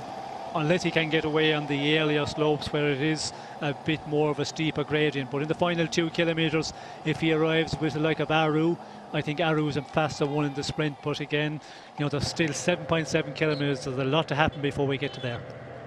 Great comment from Stefan Swift on Twitter, who says, if watching bike racing doesn't excite you, check your pulse. Here goes Aru again. Aru to attack this time. Contador looks around, he's not going to follow. Not immediate danger, and this is good for Astana. It's the guys close who need to follow this, and we're thinking André Amador, but he's nowhere to be seen. Neither is Leopold Koenig, dropped. 9 seconds for Ryder Heistal. Aru, of course, would dearly love to come back with a moment to celebrate after a very, very hard week and a half at the Giro. Yes, well, it would mean a lot to him to get the stage victory, and he's probably a bit disappointing in his overall classification, but if he can get a stage victory, a mountaintop finish out of it. But again, 7.4 to go as we see Kruijswijk starting to set the pace. Contador is just starting to play about with Landa here. Koenig just following here, and it's a long way for Aru to the finish from this point. I'm really interested in the mentality and temperament of Landa here, because of course I think he knows he won't be staying at Astana next year. Does he obey team orders? He doesn't want to drag tactically, if he's playing a proper game, everybody else back to Aru. But how long is he going to wait before he follows the moves now? Well, I think if you follow the moves, there's not a problem. It's if you go on the attack yourself after Aru, well then there would be definitely problems. And with the Italians, you know, that doesn't wear. And we can see here, I think Contador has caused a little bit of problems. He's just following his wheel, and it's getting to be a problem for Landa here. But again, you know, there's a lot of pedalling to be done to get to the finish. Fascinating battle on the mountain. Hajdahl leading it right now, 16 seconds from the pink jersey. Aru right on his heels.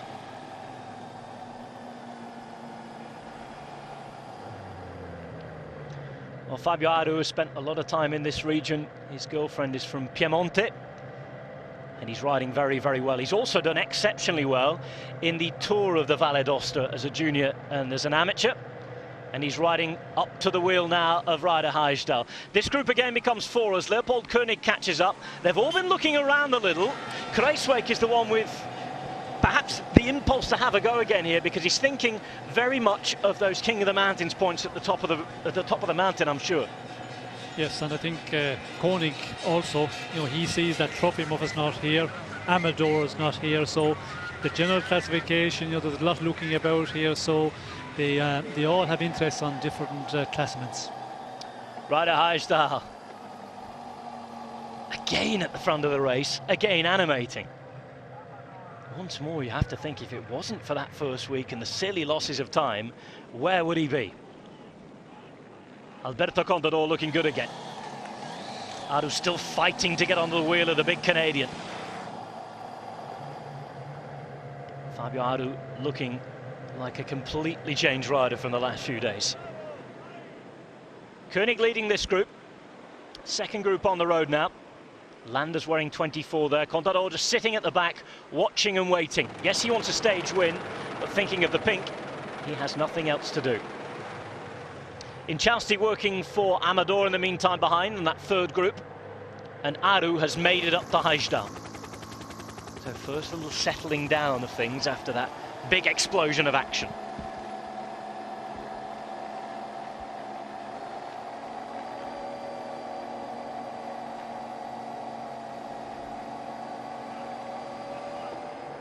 .2 Ks to go. Leopold Koenig in the second group on the road. Aru attacks Hajdahl. Oh, he didn't wait very long. He must be feeling wonderful today. Fabio Aru gaining a little on Hajdahl, who as usual is fighting to hold the wheel. 6 kilometers remain on the road to Cervinia. Aru looking a changed man today, Sean. Yes, he's certainly a different man than we've seen the past number of days. You know, he looks so much better. His pedaling style on the bike, we have seen him other days where he just is in agony, but here he's on a real good day. And of course Astana taking it up, and Hajdahl just not able to match the pressure being put on by Aru at the moment. Yeah, from that shot it looked as though he'd broken rider Hajdahl. Elastic snapped and he was riding away from the former overall winner. It'd be great to get some time gaps now to these guys. Rigo Oran attacking from behind. Oh, and he's leaving Amador on the road. Amador obviously not on a good day here. Brings Kangat with him. Mikel Landa in that group as well. In the meantime, Koenig, Kruijswijk, Landa and Contador in the big tunnel. And that's why we lose them. Aru fans waiting at the finish line. Just in case you don't know, that big St. George's cross with the Testamora, the 4 heads on it, is the Sardinian flag. And Fabio Aru comes from the Mediterranean island. White jersey on as the best young rider. It's going to be safe for him towards the end of the Giro. He will win the prize this year. Before today, led by 50 minutes and 56 seconds from stage winner Davide Formolo. Aru wants a stage of his own, and he's looking good at the minute. Look at this from a vantage, Sean, 34 seconds, and behind there's no sort of push on from anybody. No, Kruijswijk is the one who is securing the pace on the front of that group of Contador, Landa, but is it finished for Landa? Is it finished for Contador? There's not a lot of opportunity on this climb because, you know, the gradient is not great, but still if some of them are feeling good here, will they go in the attack? And that advantage would come down very, very quickly, but still it's growing out now, to be a nice advantage. It looks like Ďiːro is possibly going on for a stage victory at the moment.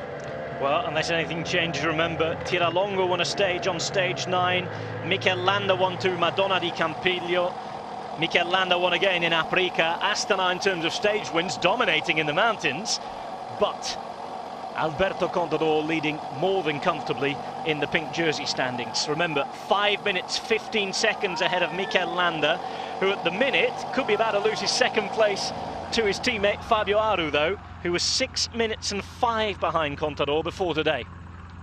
Mikel Landa, by the way, just 4 seconds now behind his teammate in the virtual standings. This is Ryder Highstar. You feel for him a little because it was he who first decided to be courageous again, go on the attack, but the way that Aru dropped him, it looked pretty ominous, didn't it?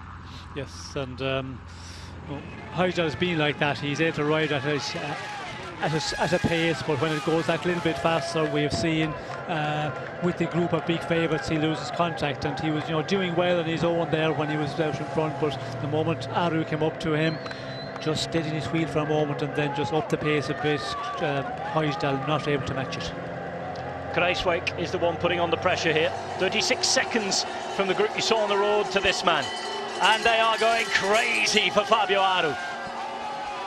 I don't know what it does to these people being up in the mountains. They are supercharged, just as supercharged as the man on the bike at the minute. Look at the expression. He's giving it all, is Aru. 4.5 Ks to go, and another big dark tunnel coming up. Meantime, it's all calm in the group behind chasing. Ryder Highstar, by the way, somewhere in the middle of these two groups. There is Highstar. Just a question of a couple of 100 meters. I wonder if he's finding something to work himself back. Oh, just 11 seconds. Highstar finding his rhythm again. Interesting if Aru is to run out of gas. Still all to play for on the road in terms of the stage win. This is the third group on the road, by the way. Kanga in the middle, Uran at the back. The man leading them up is Mikel Nieve, the Basque climber from Sky. And look at those Basque fans, they knew who he was. Fans of the Czech Republic for Koenig as well, just showing in the flag. He's at the front here in Sky colours with 195 on his back. Really good rider who's had good top 10 finishes in the Vuelta, the Tour, and now heading for that at the Giro. Aru, in the meantime, he's giving his absolute all. If that's not an effort phase, I'm not sure what is.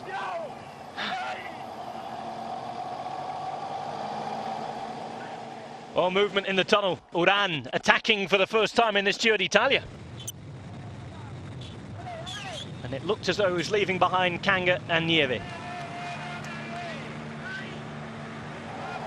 Well, Highstar at least has something to aim for. He can see Aru up the road. Still far too far away for his liking as he goes under the 4 kilometre to go banner. Around 150 metres between the two at the minute.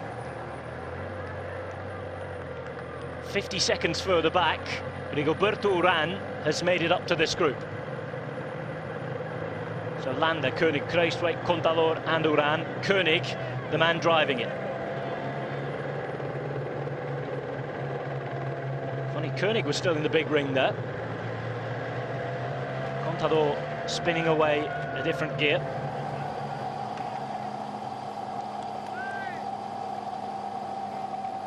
Fabio Aru, 3.6 Ks to go, 56 seconds of an advantage over the pink jersey.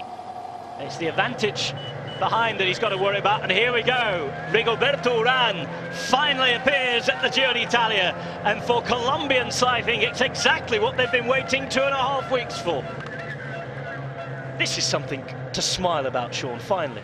Yes, well, he has had his difficult Giro, and he's certainly recovered. And the question is now, with just 3.4 to go, we can see the advantage for Aru. It is a substantial one. can Uran, really just ease into that advantage and maybe get back up? I cannot see it happening, but the position on general classification, Landa is starting to lose his second place on the podium because he had 50 seconds of an advantage in the general classification over his teammate Aru, and that's growing out a bit further at the moment. Well, Uran at least putting on a show here. And again, whether you're a fan or not, this is a guy who should have been up there with Contador, Port, Aru, challenging for everything. One thing that is certain for Astana here, Sean, is that they're making pretty sure of those second and third places at the minute, because unless Koenig is going to be stronger than Landa here, they're putting good time into Andre Amador, it seems. Yes, well, they're putting a lot of time into Amador, and I don't think they're concerned about that. It's all about the general classification, and it looks like Aru is the man they want to have in the second position.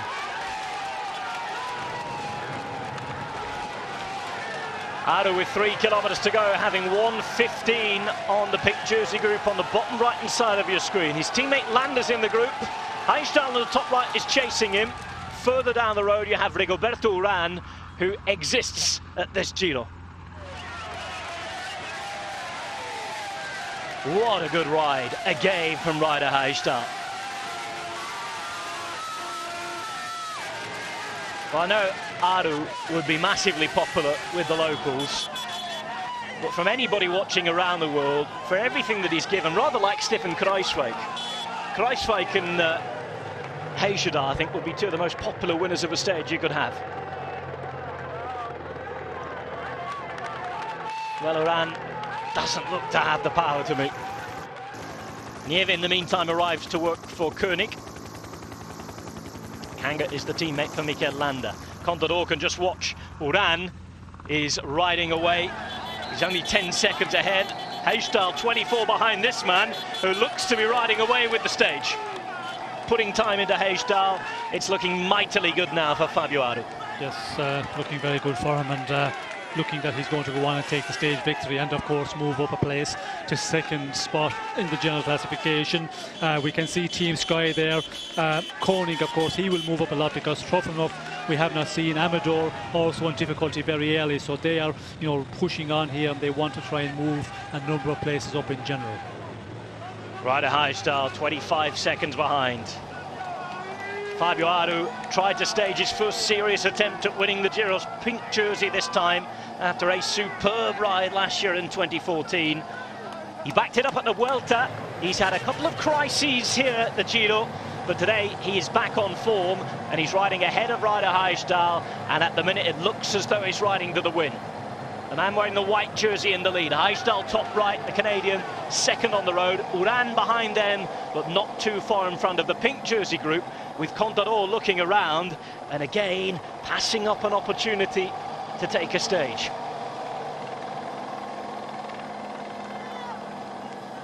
One mountain stage after this remains. 2 kilometres now for Fabio Aru. Well, Aru grew up in love with motocross. His parents didn't particularly approve of his participation in that. Then went on to the pedal bike. He says he's hungrier than his adversaries. Not too sure about that statement. Heimdall's given his all. Uran desperate to try and prove something. Aru today, though, is going to be better than his adversaries. Simple as that. Came from the world of cyclocross as well.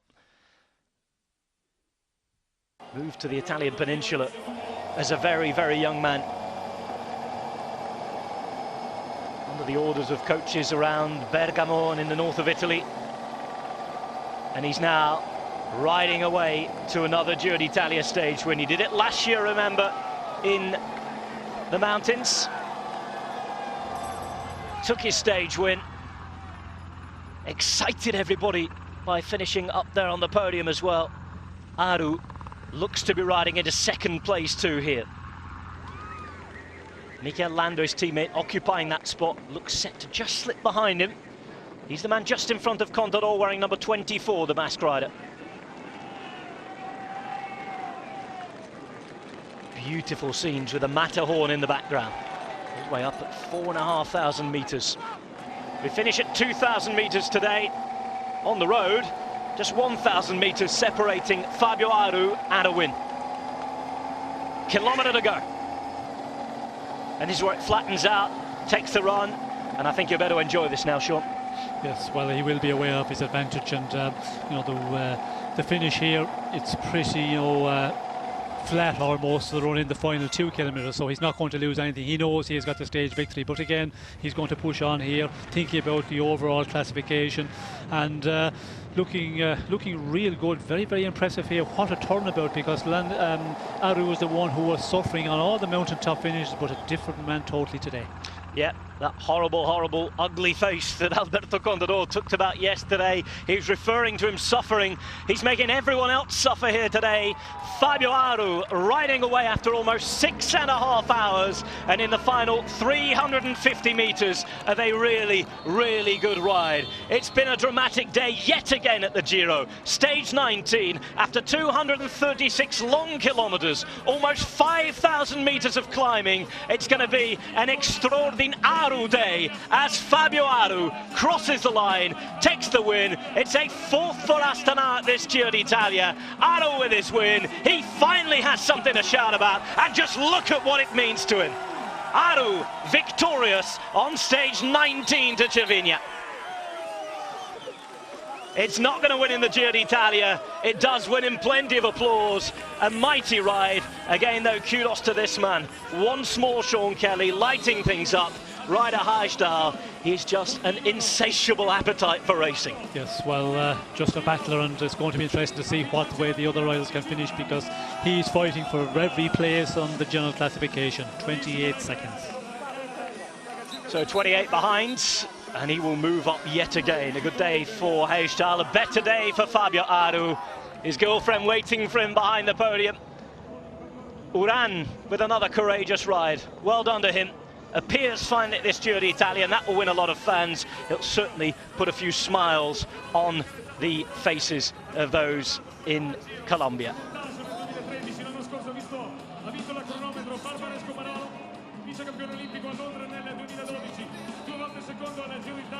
Uran across in 3rd place, over a minute down. And Aru now moves up into 2nd place overall. Kangat coming across the line, Kruiswijk with him alongside Mikel Landa, who drops to 3rd. Big loser on the day was the winner last time we were here, Amador, who is going to lose ground on that 3rd place. Astana almost securing 2nd and 3rd, barring a disaster now. There is Amador on the left-hand side, shakes his head, cannot follow these guys. Geniez looking to move up. And of course, we've seen Caruso and Amael Moinard putting great rides.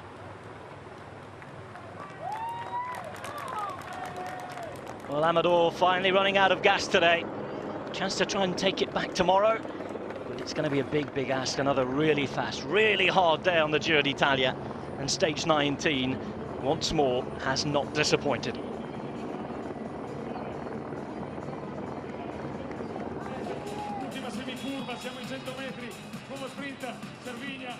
So Geniez going to finish just under 2.5 minutes down. Aru the winner on the day. Contador making sure the pink jersey is as safe as ever as the leader of the Giro d'Italia.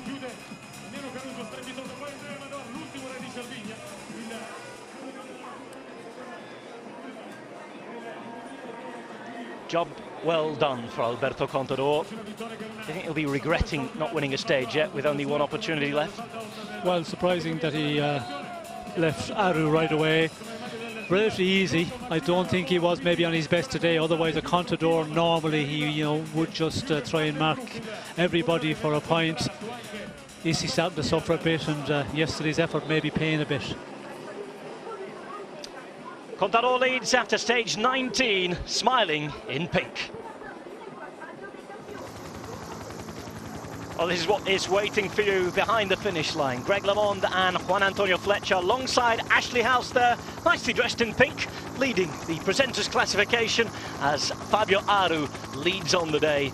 28 seconds ahead of Ryder Hajdahl across the line, who ran in 3rd, looking down though to Alberto Contador, 1:18 back in 6th place. Little does it matter to him though, he is in full control of this Giro d'Italia. One more man in stage to go, pink firmly on his back. Aru though, the winner on the day.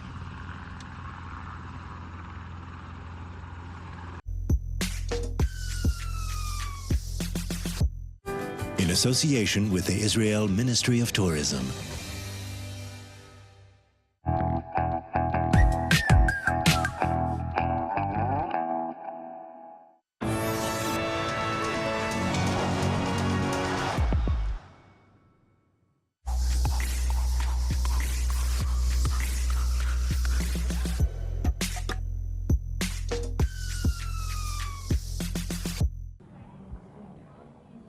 Fabio Aru wins the stage. It's been a very, very disappointing last week or so.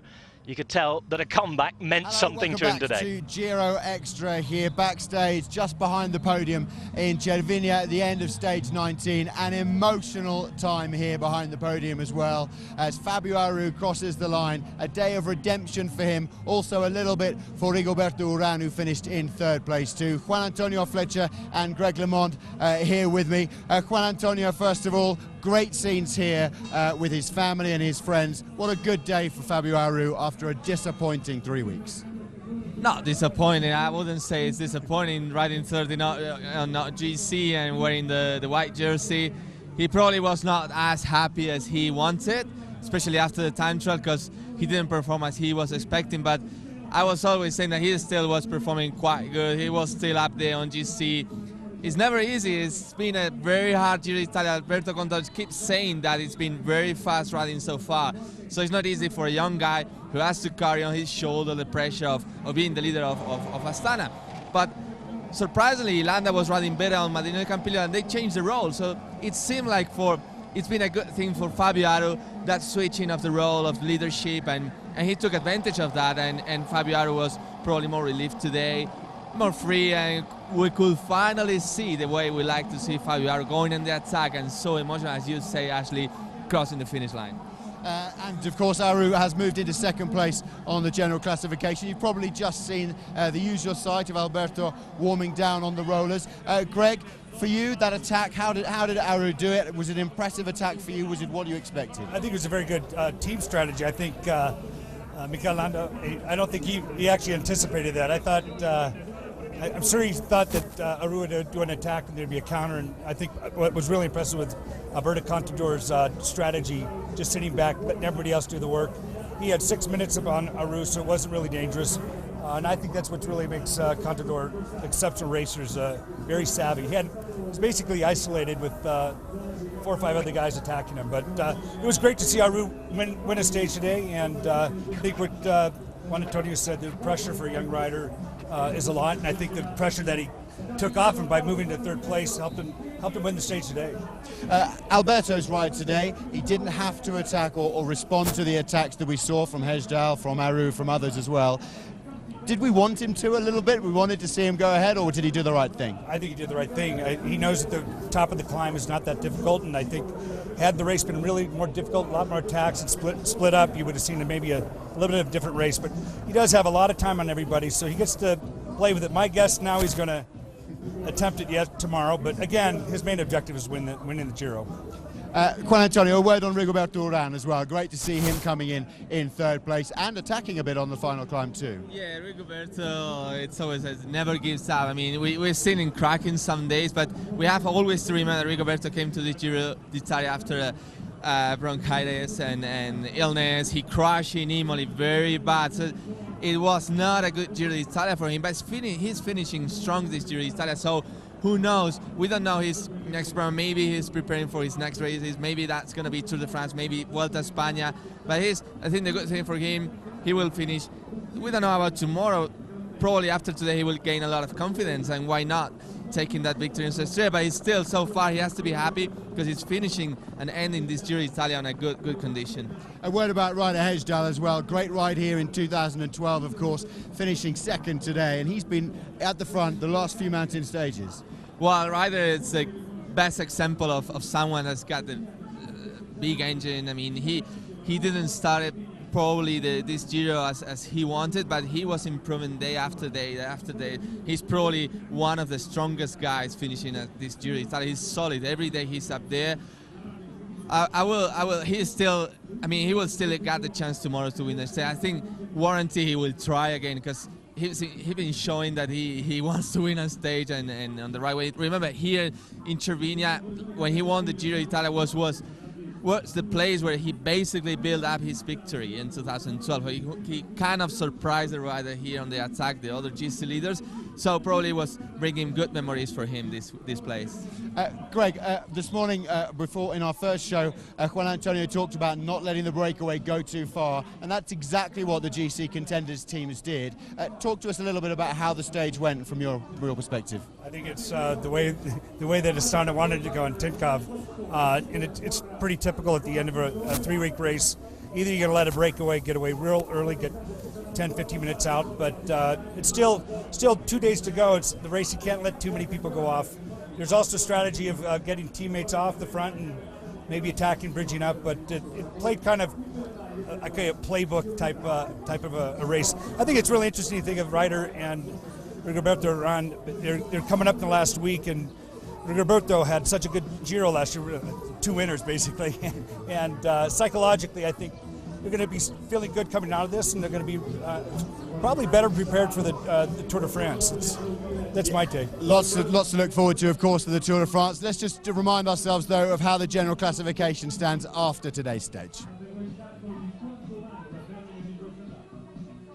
Well, actually, that general classification looking much better for Alberto Contador and for Astana. Contador leading by 4:37 over Fabio Aru. Mikel Landa at 5:15, but Andre Amador losing some time and all the way back at 8 minutes and 10, almost 3 minutes from third to fourth. That's how the GC looks. Of course, Alberto Contador consolidating his position on top today, Juan Antonio. Now that he's done that, just with tomorrow's stage to go, I know I asked you before, but tomorrow, will he go for it? I really think Alberto really wants to win a stage. I think today he just played a bit cool.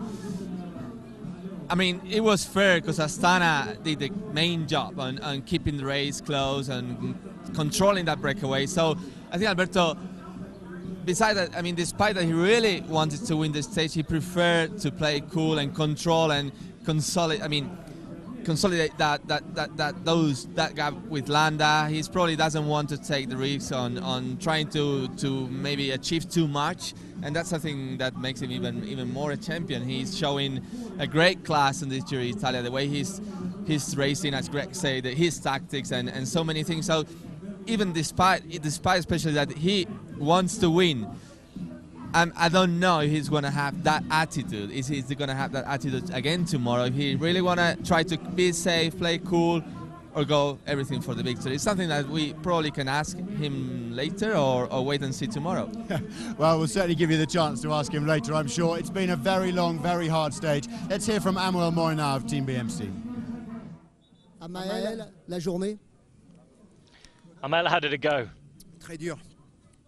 Very, very difficult. Of course, it was hard to recover from yesterday's stage. I did well, though. I thought about limiting the damage and limiting the gaps.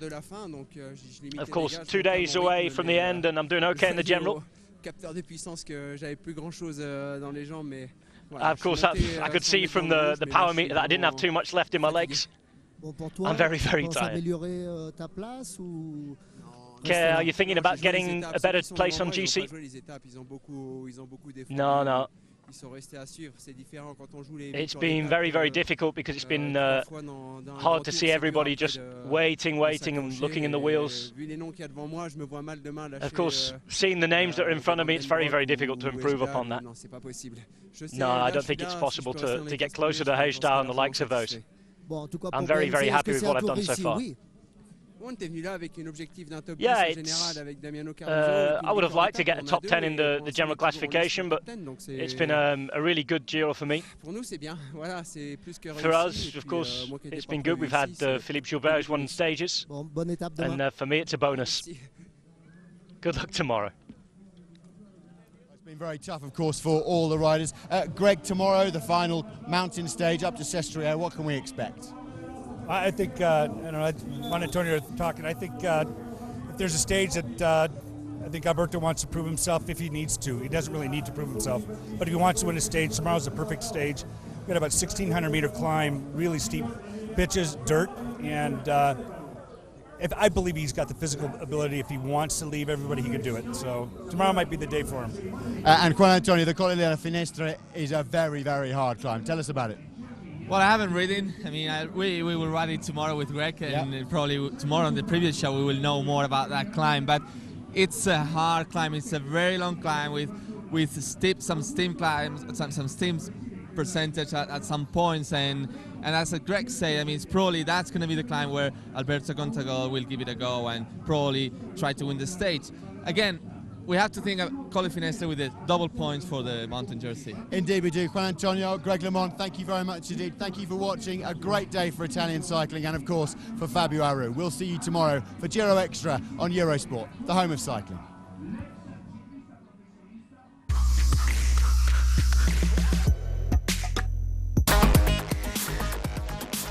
So one more mountain stage remains. Saint Vincent to Sestriere, stage 20 of this Giro d'Italia is just under 200 kilometers long. And it all kicks up in the Susa Valley, up to the Colle Finestre, Cima Coppi, the highest point of this year's Giro d'Italia, gravel roads, and a final kick up to the Olympic Village in Sestriere.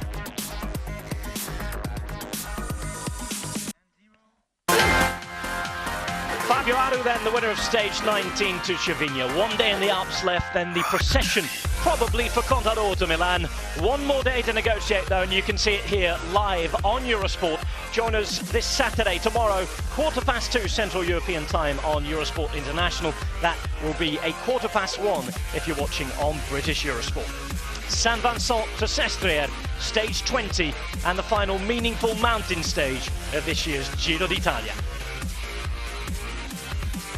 So Contador in pink, Aru on the top on the day. A recovery from Heystal yet again, and Uran finally in the race. The day though belonging to Aru, who takes the stage win.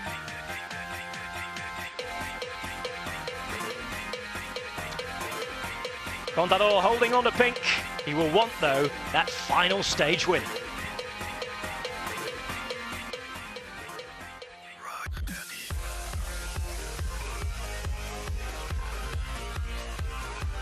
So from Italy and on the French border, we send you over to France, to Roland Garros and the capital of Paris. It's the French Open. Maria Sharapova on court, up against Sam Stosur, and we're going to go and join that match after this. From Sean Kelly, me, Rob Hatch, and all the team here at Eurosport, thanks for joining us here. We'll see you tomorrow, final weekend.